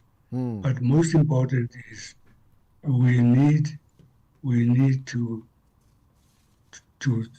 have a clear vision of the future, and because you have to learn how the future evolves. Yeah, good point. So what have you learned? What have you learned in the last couple of days? Because you say you like to learn, so you're learning all the time, right? Yes.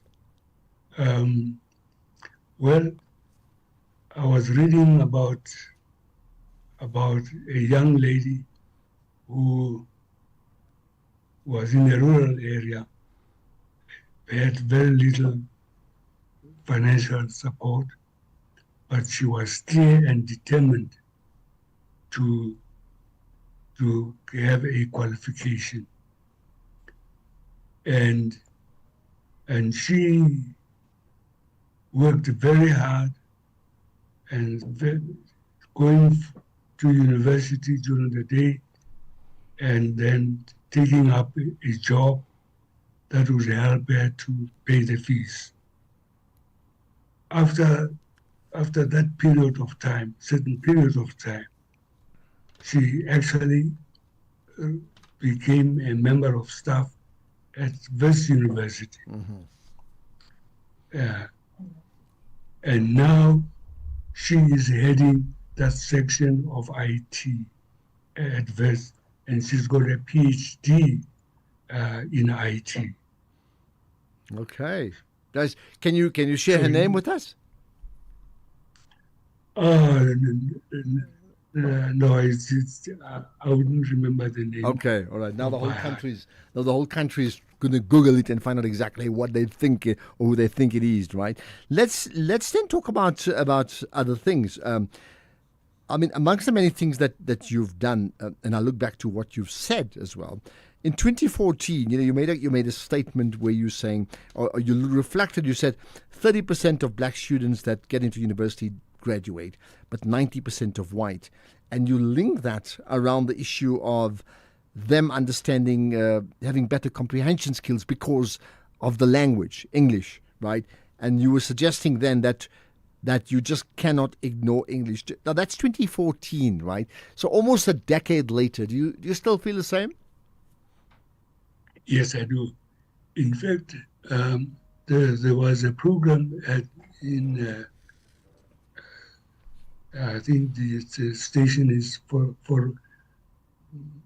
405. Yeah. And there was a lady reporting that we have funds, people are prepared to make donations, and we give bursaries to students.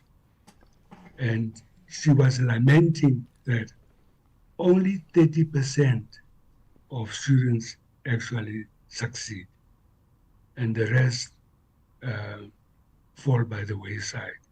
And it's amazing that what I discovered in 1972, that 30% of students succeed, is still the same situation today.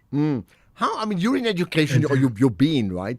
How do you suggest we fix that? It can't be a case of like, when we got time in another 2-3 decades, we'll sort it out. It is urgent, right? It's urgent. It's very urgent. Now, the way we try to solve this problem at UNIBO was that we introduced a subject known as special English. And this subject, I recruited a young lady from the University of Reading in the UK to design that program for us and actually implement it. And it helped our students who come from different backgrounds, urban and rural, to be able to become academics and succeed. And some of them today, some of our students are in very high positions today. Okay, well, that's wonderful. And, yeah. And their English is excellent because they had a good foundation. So if the foundation was good, have other universities then used it? Meaning, do we still have the same problem today? If we have, that means nobody has learned the lessons that you've taught them. Well, I cannot speak for other universities. That would be highly presumptuous. But the fact that the problem still persists shows that some people, I think though, I must say some universities are now realizing that something has to be done. But I'm not certain about what they are doing about it. Okay. What about you? I mean, you in many ways your career has been defined by the University of Maputo Tswana. So I'll tell you what, I want to talk about that and how you got there and your journey and what it took to actually start that university in a period of apartheid South Africa, which we'll do right after this. Mzansi, don't miss out on playing Powerball and Powerball Plus for a life-changing 143 million rand in total estimated jackpots this Friday. Don't delay. Play Powerball for an estimated 77 million rand and Powerball Plus for an estimated 66 million rand today. Buy your tickets now in store on nationallottery.co.za, the mobile app, cell phone banking, or simply dial *120*7529# for USSD. Panda, Pusha, play. Players must be 18 years old or play responsibly. E2 is the proud operator of the National Lottery. Right now, the Spar Baby Proteas will take part in the Netball World Youth Cup 2025 in Gibraltar. Well, it's starting from the 19th up to the 28th of September. So these are our rising stars. Well, surely you know that.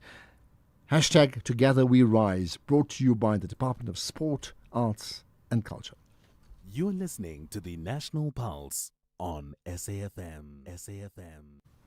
The National Pulse, it certainly is. My guest is Professor John McKenna, the founding Vice-Chancellor at the University of Maputo Tswana. So let's talk about that, Professor McKenna, in terms of how did it come to be that you ended up becoming the Vice-Chancellor of this newly formed university of a country within the country with all its complications? Very interesting. There was a commission which was established in Maputo Tswana, and that commission invited papers on how to establish a university and what should it look like. So I then, when I saw this in the press, I decided to prepare such a paper about the role of council, the role of the Senate, and the role of the Vice Chancellor. Now, at that time, what we had in South Africa, we had very strong-willed Vice Chancellors. At first, they had Professor Rakes. He was a very good Vice Chancellor, undoubtedly, but very strong-willed. And the university was Professor Rakes, and Professor Rakes was the university. So the character the character of the university, the psyche of the university was determined by the Vice Chancellor. At UNISA, they had Professor Paul, also very strong-willed and with a very clear determination to stamp his psyche on the institution. But then, of course, at Harvard, they had Professor Jerry Bock, and he was also one of the very strong people. So how then did you how did you then besides after you delivered those papers in preparation? I mean, you didn't do that with the intention that you're going to land the job, did you? No, not at all. But it looks as though that the information which I gave them captured the imagination of the commission. Later, the commission was converted to a university council after appropriate act was passed. And it is that council that approached me to submit an application. Now, they had already appointed Dr. Kriel as the rector of the university because he was well known within Bophuthatswana. I was an unknown quantity. So they offered me a professorship in biology, but then at the same time, they also asked me to be the head of the sciences and also be assistant to the rector. Now, that was multiple appointments. Of course, the primary one was the professorship of biology. So when I met Professor Dr. Kriel, we had to work together now to establish this university. But I realized that Dr. Kriel was a medical doctor, straight from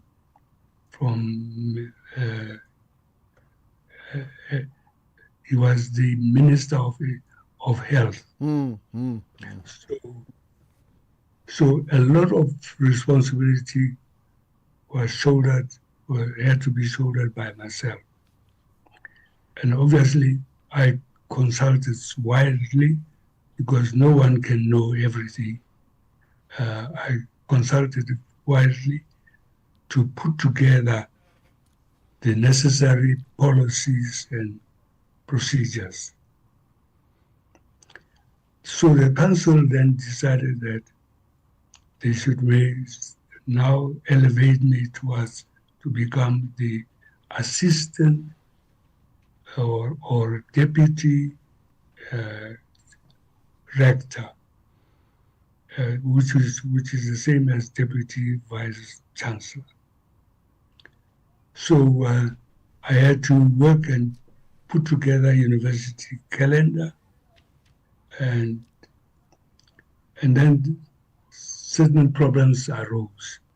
Some universities realized that we are offering students during Dr. Kriel's year of service. We offered students a subject known as communications skills. South African universities were totally against it. So this is the reason why I had to rely on my old friend, Sarah Murray of Reading University to design. Interesting. We are chatting to Professor John McKennie, as you've heard, played a leading role in the formation of the University of, what is then called Bophuthatswana. It's now the University of Northwest. He's my Fireside Chat guest. By the way, you can connect, as always, with the Fireside. We love it. We always love it. If someone who knows the guest personally calls in and says, hey, I know you, I've been listening, I'm fascinated, that's great. So if you are that person, maybe you're related, maybe you work together, maybe you're just good friends, Either way, you can call in 0614 104 107 by a WhatsApp voice note or text. But to call in live, it's 086 000 2032. It would be wonderful maybe for you to share an anecdote, right? So when we now fast forward to 2025, what do you tell people who tell you, well, it's great what you did at the University of Botswana, but by its very nature, the university and the region that was effectively seen as a Bantustan that was not part of South Africa should not have existed. And your university is great for the people, but it may perpetuate a Bantustan concept. How do you respond to that when people tell you that? Well, what I say is that at UNIBO, we try to bring together lecturers, professors locally from South African universities, but also internationally. So more or less half the staff was from the UK, and the other half were local South Africans. And that in itself exposed our students to the international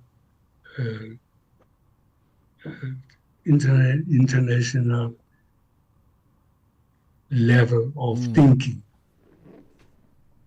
Now, today, if you ask any student who comes from UNIBO, the students, of course, it's South African students, also learned about UNIBO.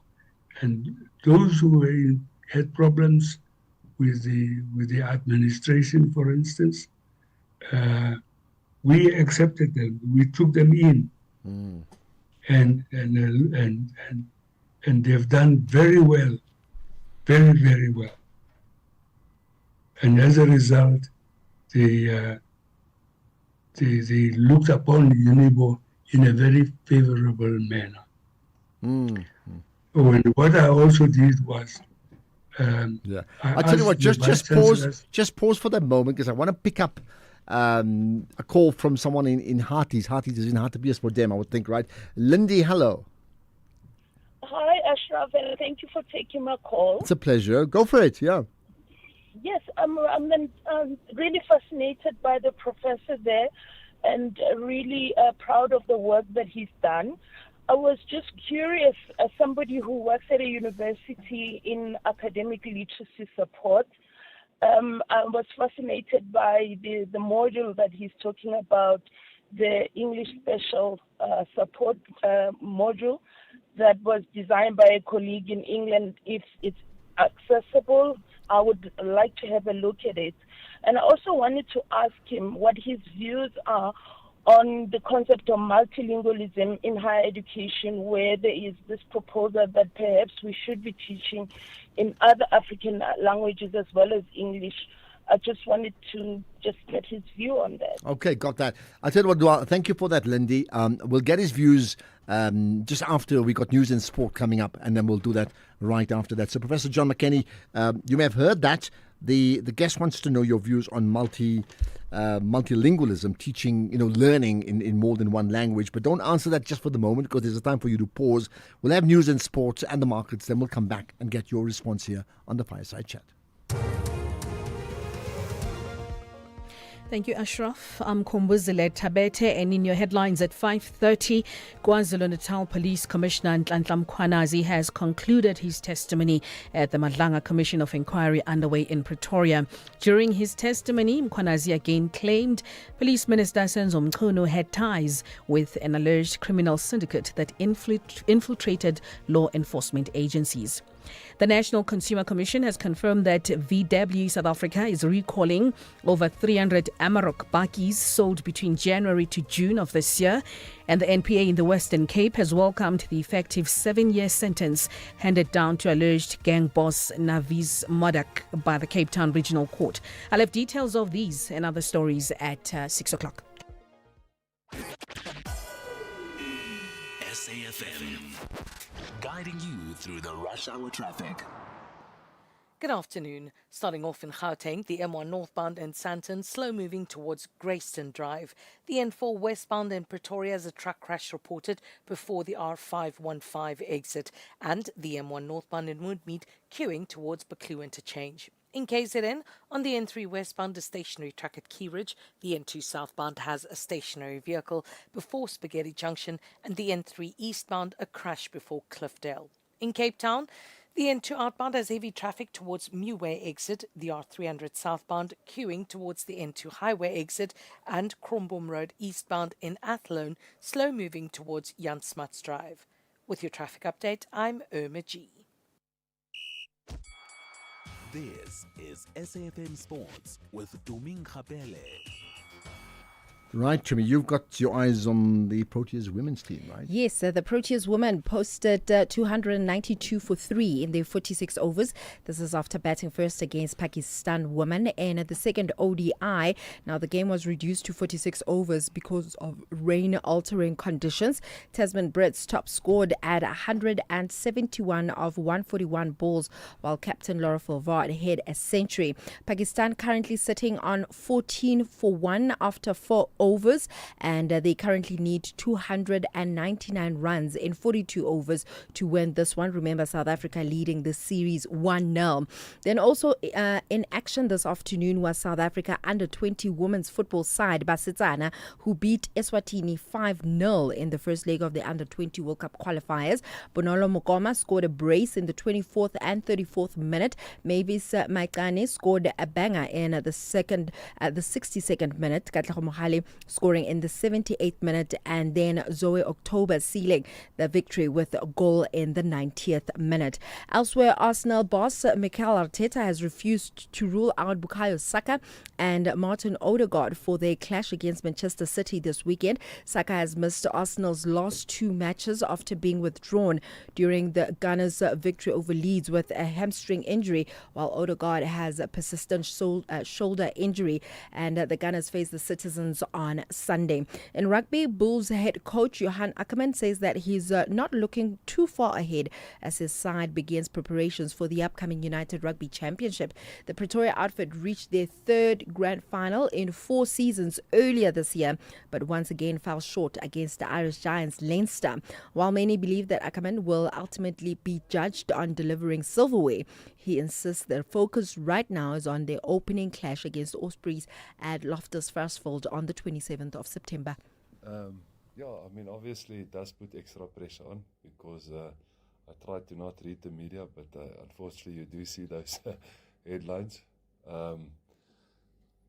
And yeah, again, that is probably the only measurement of success for the media and specifically for our supporters, because every supporter wants the team to win. But I said to the players this morning, next week is the first game, and that's all we worry about now. So we've got 7 days to get the team ready for next week, and that's the first step towards this process of where we're in. Because if you think too far ahead, you'll probably miss the small things.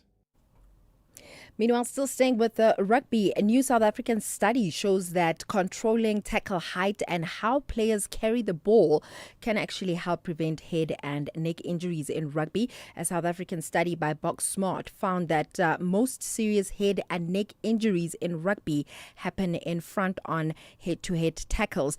New rules that were introduced back in 2024 now penalize high tackles and stop ball carriers from going head first, and the early results show that these changes are already making the game safer. According to Dr. Waynfield Yoon, who's from Boxsmart, says that these evidence-based rules built from local injury data could set a global example for rugby safety. Then in netball, the Spar Baby Proteas kick off their Netball World Youth Cup campaign tomorrow against the Barbados at 7 p.m. And here's head coach Precious Mthembu saying that it's all systems go. We really needed those games to get the girls' mindset right and know what to expect. So we had a run through against Hertfordshire University. Quite a mixed team, but a couple of males as well, which was the physicality is exactly what we needed to. And then we had a match against under 21s England team on just a day before we left to Gibraltar. Settled nice in Gibraltar. Training sessions quite intense. As you can hear now, the girls are training. We scheduled to have a training match against Cook Island tomorrow. And then we'll start easing down on the loads on the legs, leading towards our first game on Saturday. Then finally in athletics, Noah Lyles matched Usain Bolt's record of 4 consecutive World 200-meter titles as he scorched to victory at the World Championships in Tokyo today. Lyles clocked 19.52 seconds for that victory in what the American calls his bread and butter event. Lyles' teammate Kenny Bednarek took silver in 1958 seconds, and Jamaican Brian Level claiming bronze in 1964 seconds. Before I go, my predictions for this weekend. I'm going to start off with the Baby Proteas versus Barbados, and I'm going for the Baby Proteas. I believe they will win.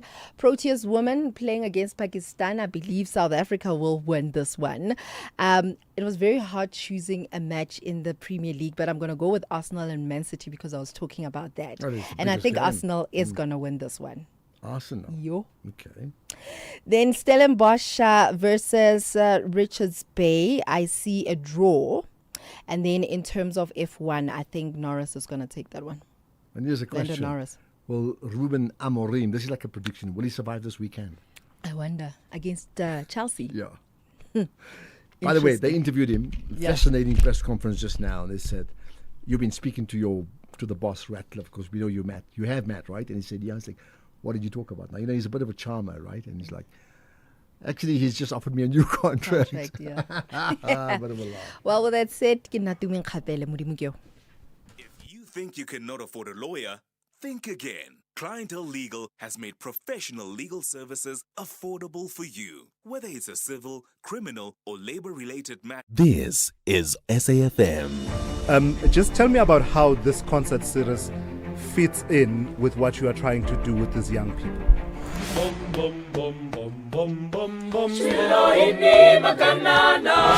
The reality is that private funders do not just thoughtlessly throw their resources around. It is one thing to get a backtrack like that for a finance guy, hey? Somebody just WhatsApped me to say that she has a daughter who has hearing loss. Corruption in South Africa has reached disgraceful levels. First things first, let's get to my daily That's My Point feature. So, did you see Cristiano Ronaldo cry yesterday?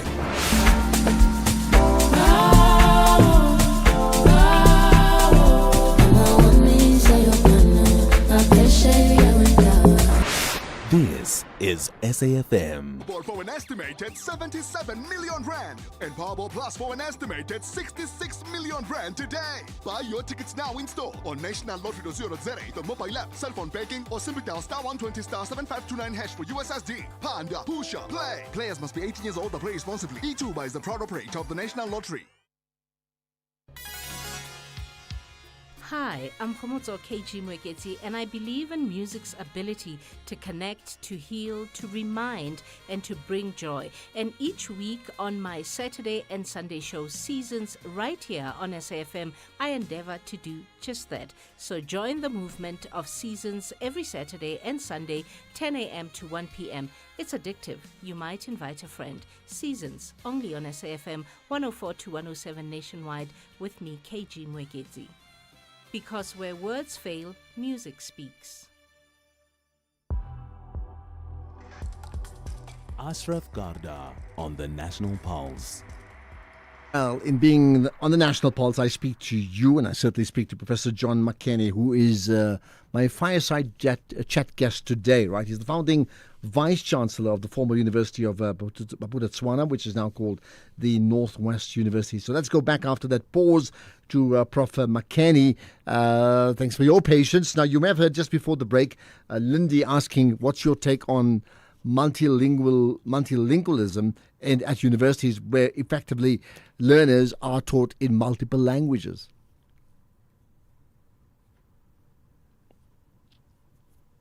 I would say that Well, we're still vice chancellor of a university. I would be more inclined to think that we should introduce a special English program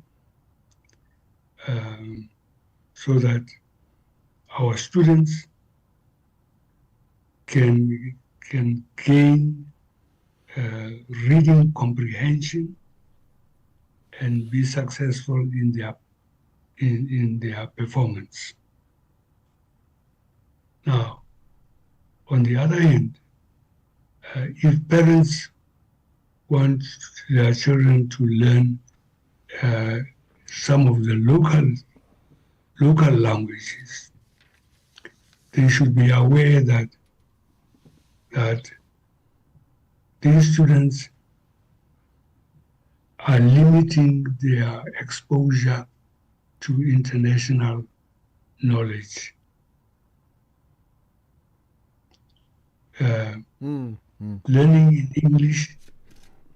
in English, you are able to communicate with students at other universities. Well, that And may be you true. can- How then do you explain, say, for example, the rise of China and people, continue to learn in Mandarin, for example, and it hasn't compromised the country?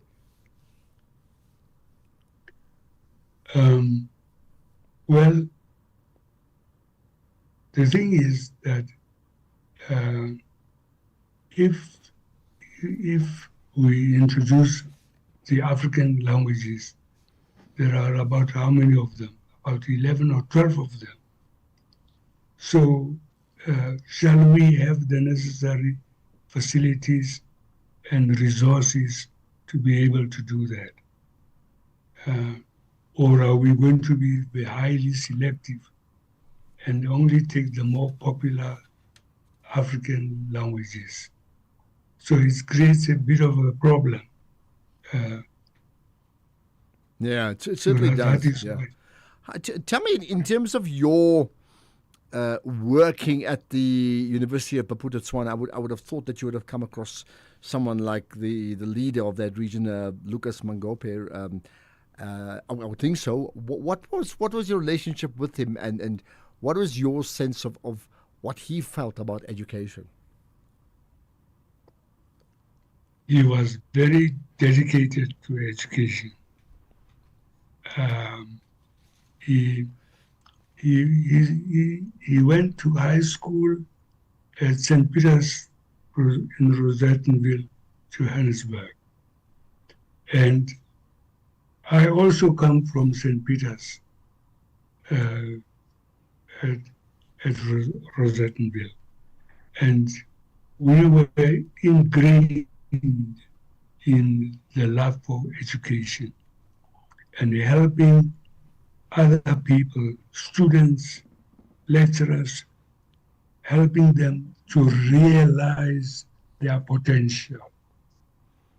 And that is the critical, very important mission, to help people to realize their potential.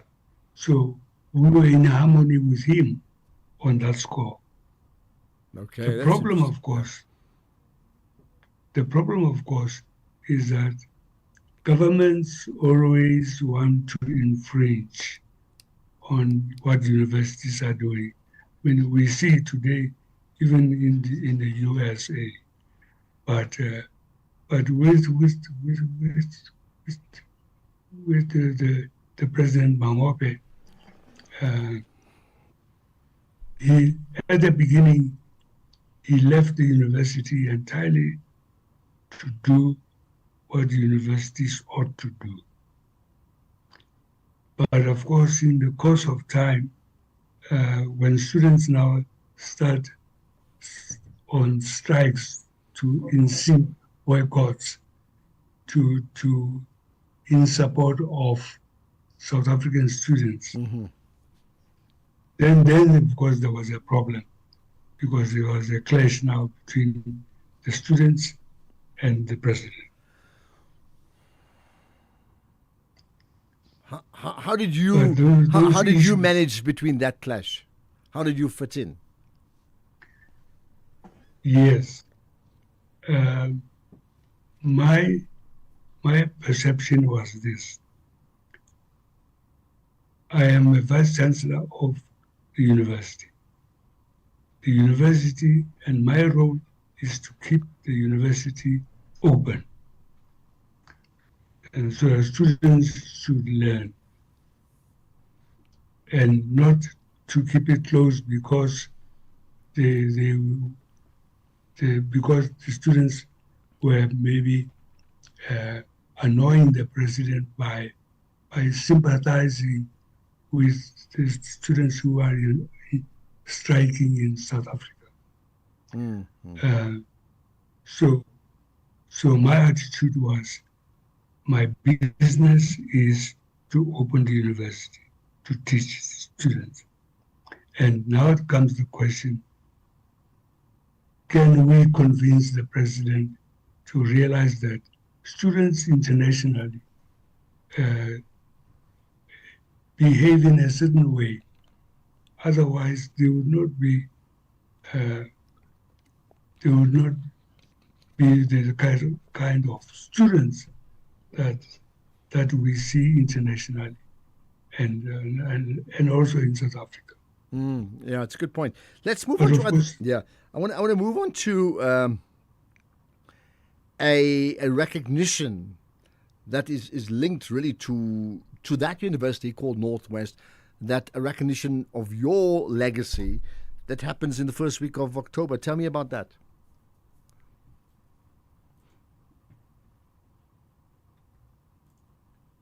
Well, yeah, the university decided that they should honor me in some form. And because they realized that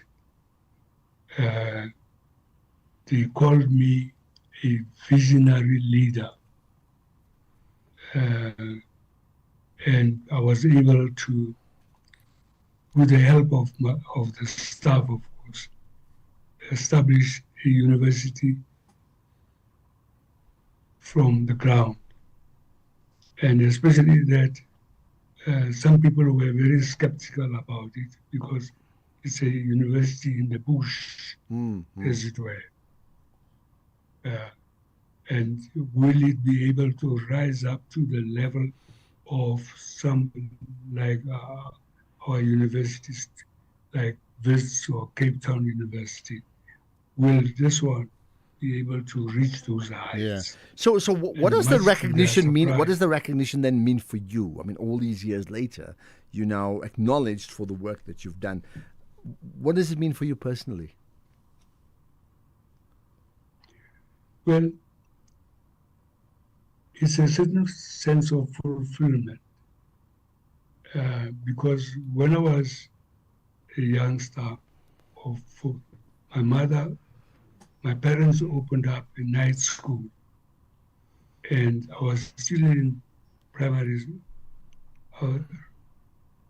just at the end of primary education, and I helped them to run the school, and I was pleasantly surprised at the manner in which that school unfolded the potential of adults, illiterate adults, were suddenly a new world, a completely different world in front of them.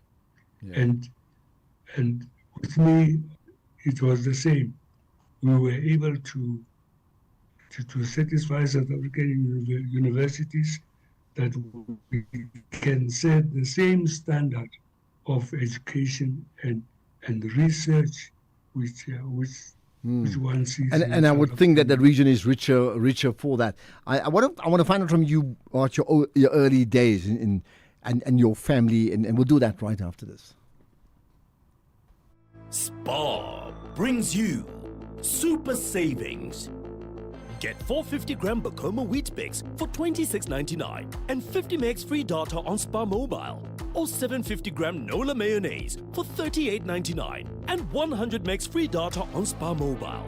Plus, you could win your share of 6 million rand in instant cash. Prices valid until 22 September 2025.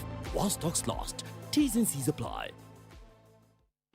Tsenala have a masterclass game plan to secure a win and demonstrate why they are also called the Stars. However, the Buccaneers want to conquer the match from the first to the final whistle. This is the preliminary round of the CAF Champions League. Do not miss out on this thrilling first leg clash, the ODFC versus Orlando Pirates, this Saturday, 20 September at 2:30 p.m. live on SABC 1 and SABC Plus. Proudly brought to you by SABC Sport.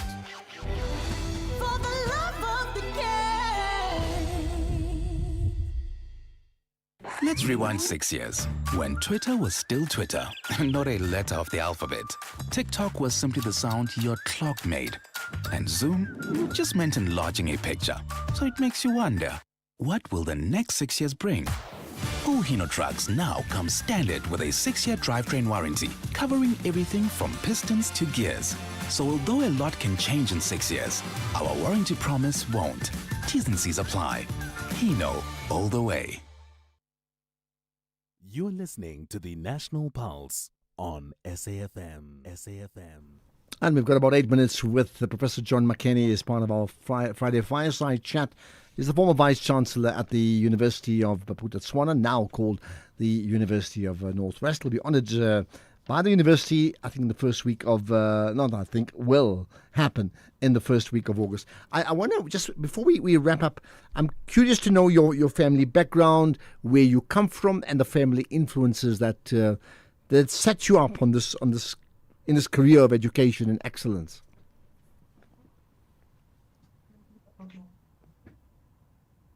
Well, I always say I am grateful for the gift of life. But I'm also very grateful to my parents for injecting in our thinking the love for education and the love for certain values which we cherish right through our life. Yeah, and that was good for you. Yeah, sure. Well, I'm glad, right? If I can move on to some other issues, we always use this platform to ask the guests to call out a name of a young person that's very inspiring to them right now. So can you think of a young South African that's achieving great things that impresses you so much? Yeah, that's a very tricky one. And you're full of smiles in responding, yeah.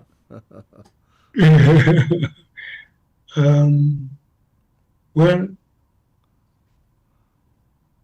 I'm not in touch with the universities about the young fellows there, but if I look at what is happening in South Africa and the future of our country, and I listen to some relatively young people, I'm impressed by some of the ideas which they put forward. Like, for instance, if I were to pick one person amongst these young fellows, they've all gone into politics. Musi Maimane, for instance, seems to have a very clear idea about bringing South Africa, one South Africa. So one hopes that in the course of time he'll be able to exert his influence. What about a book? Yeah. Can you recommend a book that you feel strongly about that we should be reading?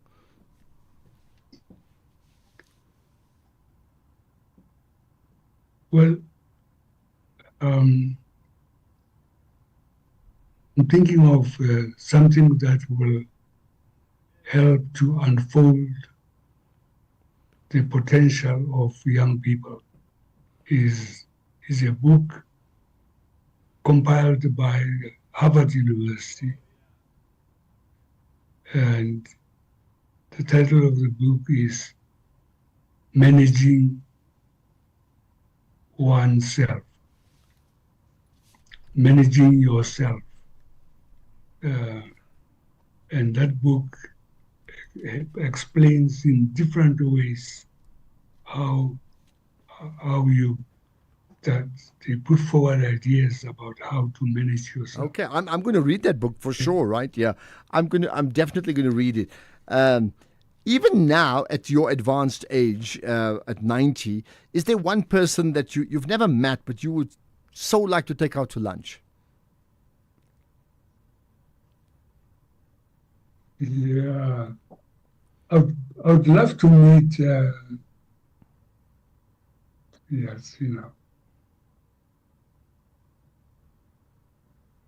Obama. You'd like to meet Obama. Maybe it can be arranged, eh? There's time. Let's see if he can. Well, who knows, right? Okay. What about what for you is the great legacy you would like to leave?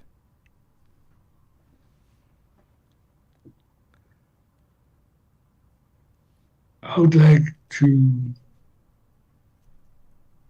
We all come into this world, and we have to learn what we have and unfold our potential, and then serve the community and serve society and serve humanity with excellence,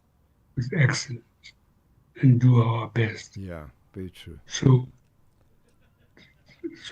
my idea is that we should make young people aware that there is a purpose. You must have a purpose in life. There must be something you're working towards. My purpose was to unfold the potential of young people. And you certainly have done just that, right? Two things before we conclude. What's the one question you'd like to put to President Ramaphosa?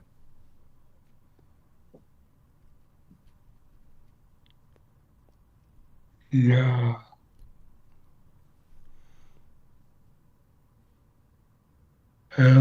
I think the one that's a difficult one. Okay.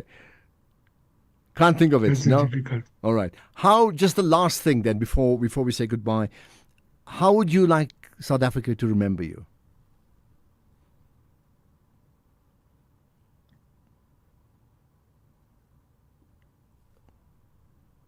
Well, I would think that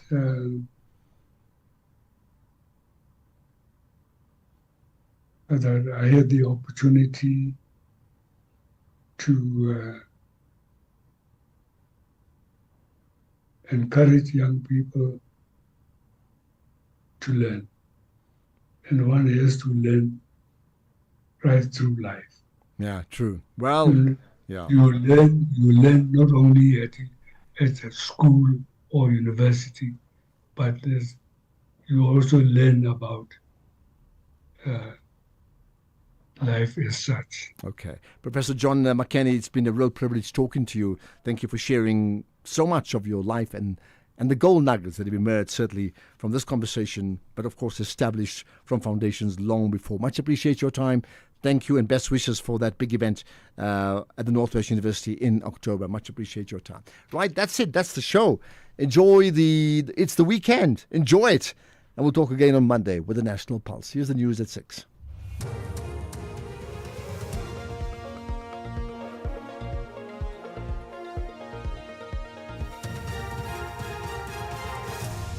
Thank you, Ashraf. Your top stories. Mkhwanazi concludes testimony at the Madlanga inquiry, and VW South Africa recalls over 300 Amarok Bakis. Good evening. I'm Khumbuzile Tabete. KwaZulu-Natal Police Commissioner Nhlanhla Mkhwanazi has concluded his testimony at the Madlanga Commission of Inquiry in Pretoria. During his testimony, Mkhwanazi repeated his allegations of criminal syndicates that have infiltrated law enforcement agencies. He says he felt he had a responsibility to the people of South Africa to expose the problem. Mkhwanazi told the commission that he wore combat fatigues during his July media conference because he could no longer sit back and watch criminals take over government. The threat, the enemy that we saw that is infiltrating crime intelligence, is infiltrating parliament, and is controlling our executive authority and going into the heart of the police operations, which is investigation. To date, I'm speaking to you, the Matlalas and the likes, if you go and see the record of cases withdrawn against Matlala, more than 18 here in this province, you would really realize that you can no longer wear a tie and face this fight. Meanwhile, Justice Minister Mameloko Kobai says she's hopeful that the Madlanga Commission will yield positive results in rooting out corruption in South Africa's justice.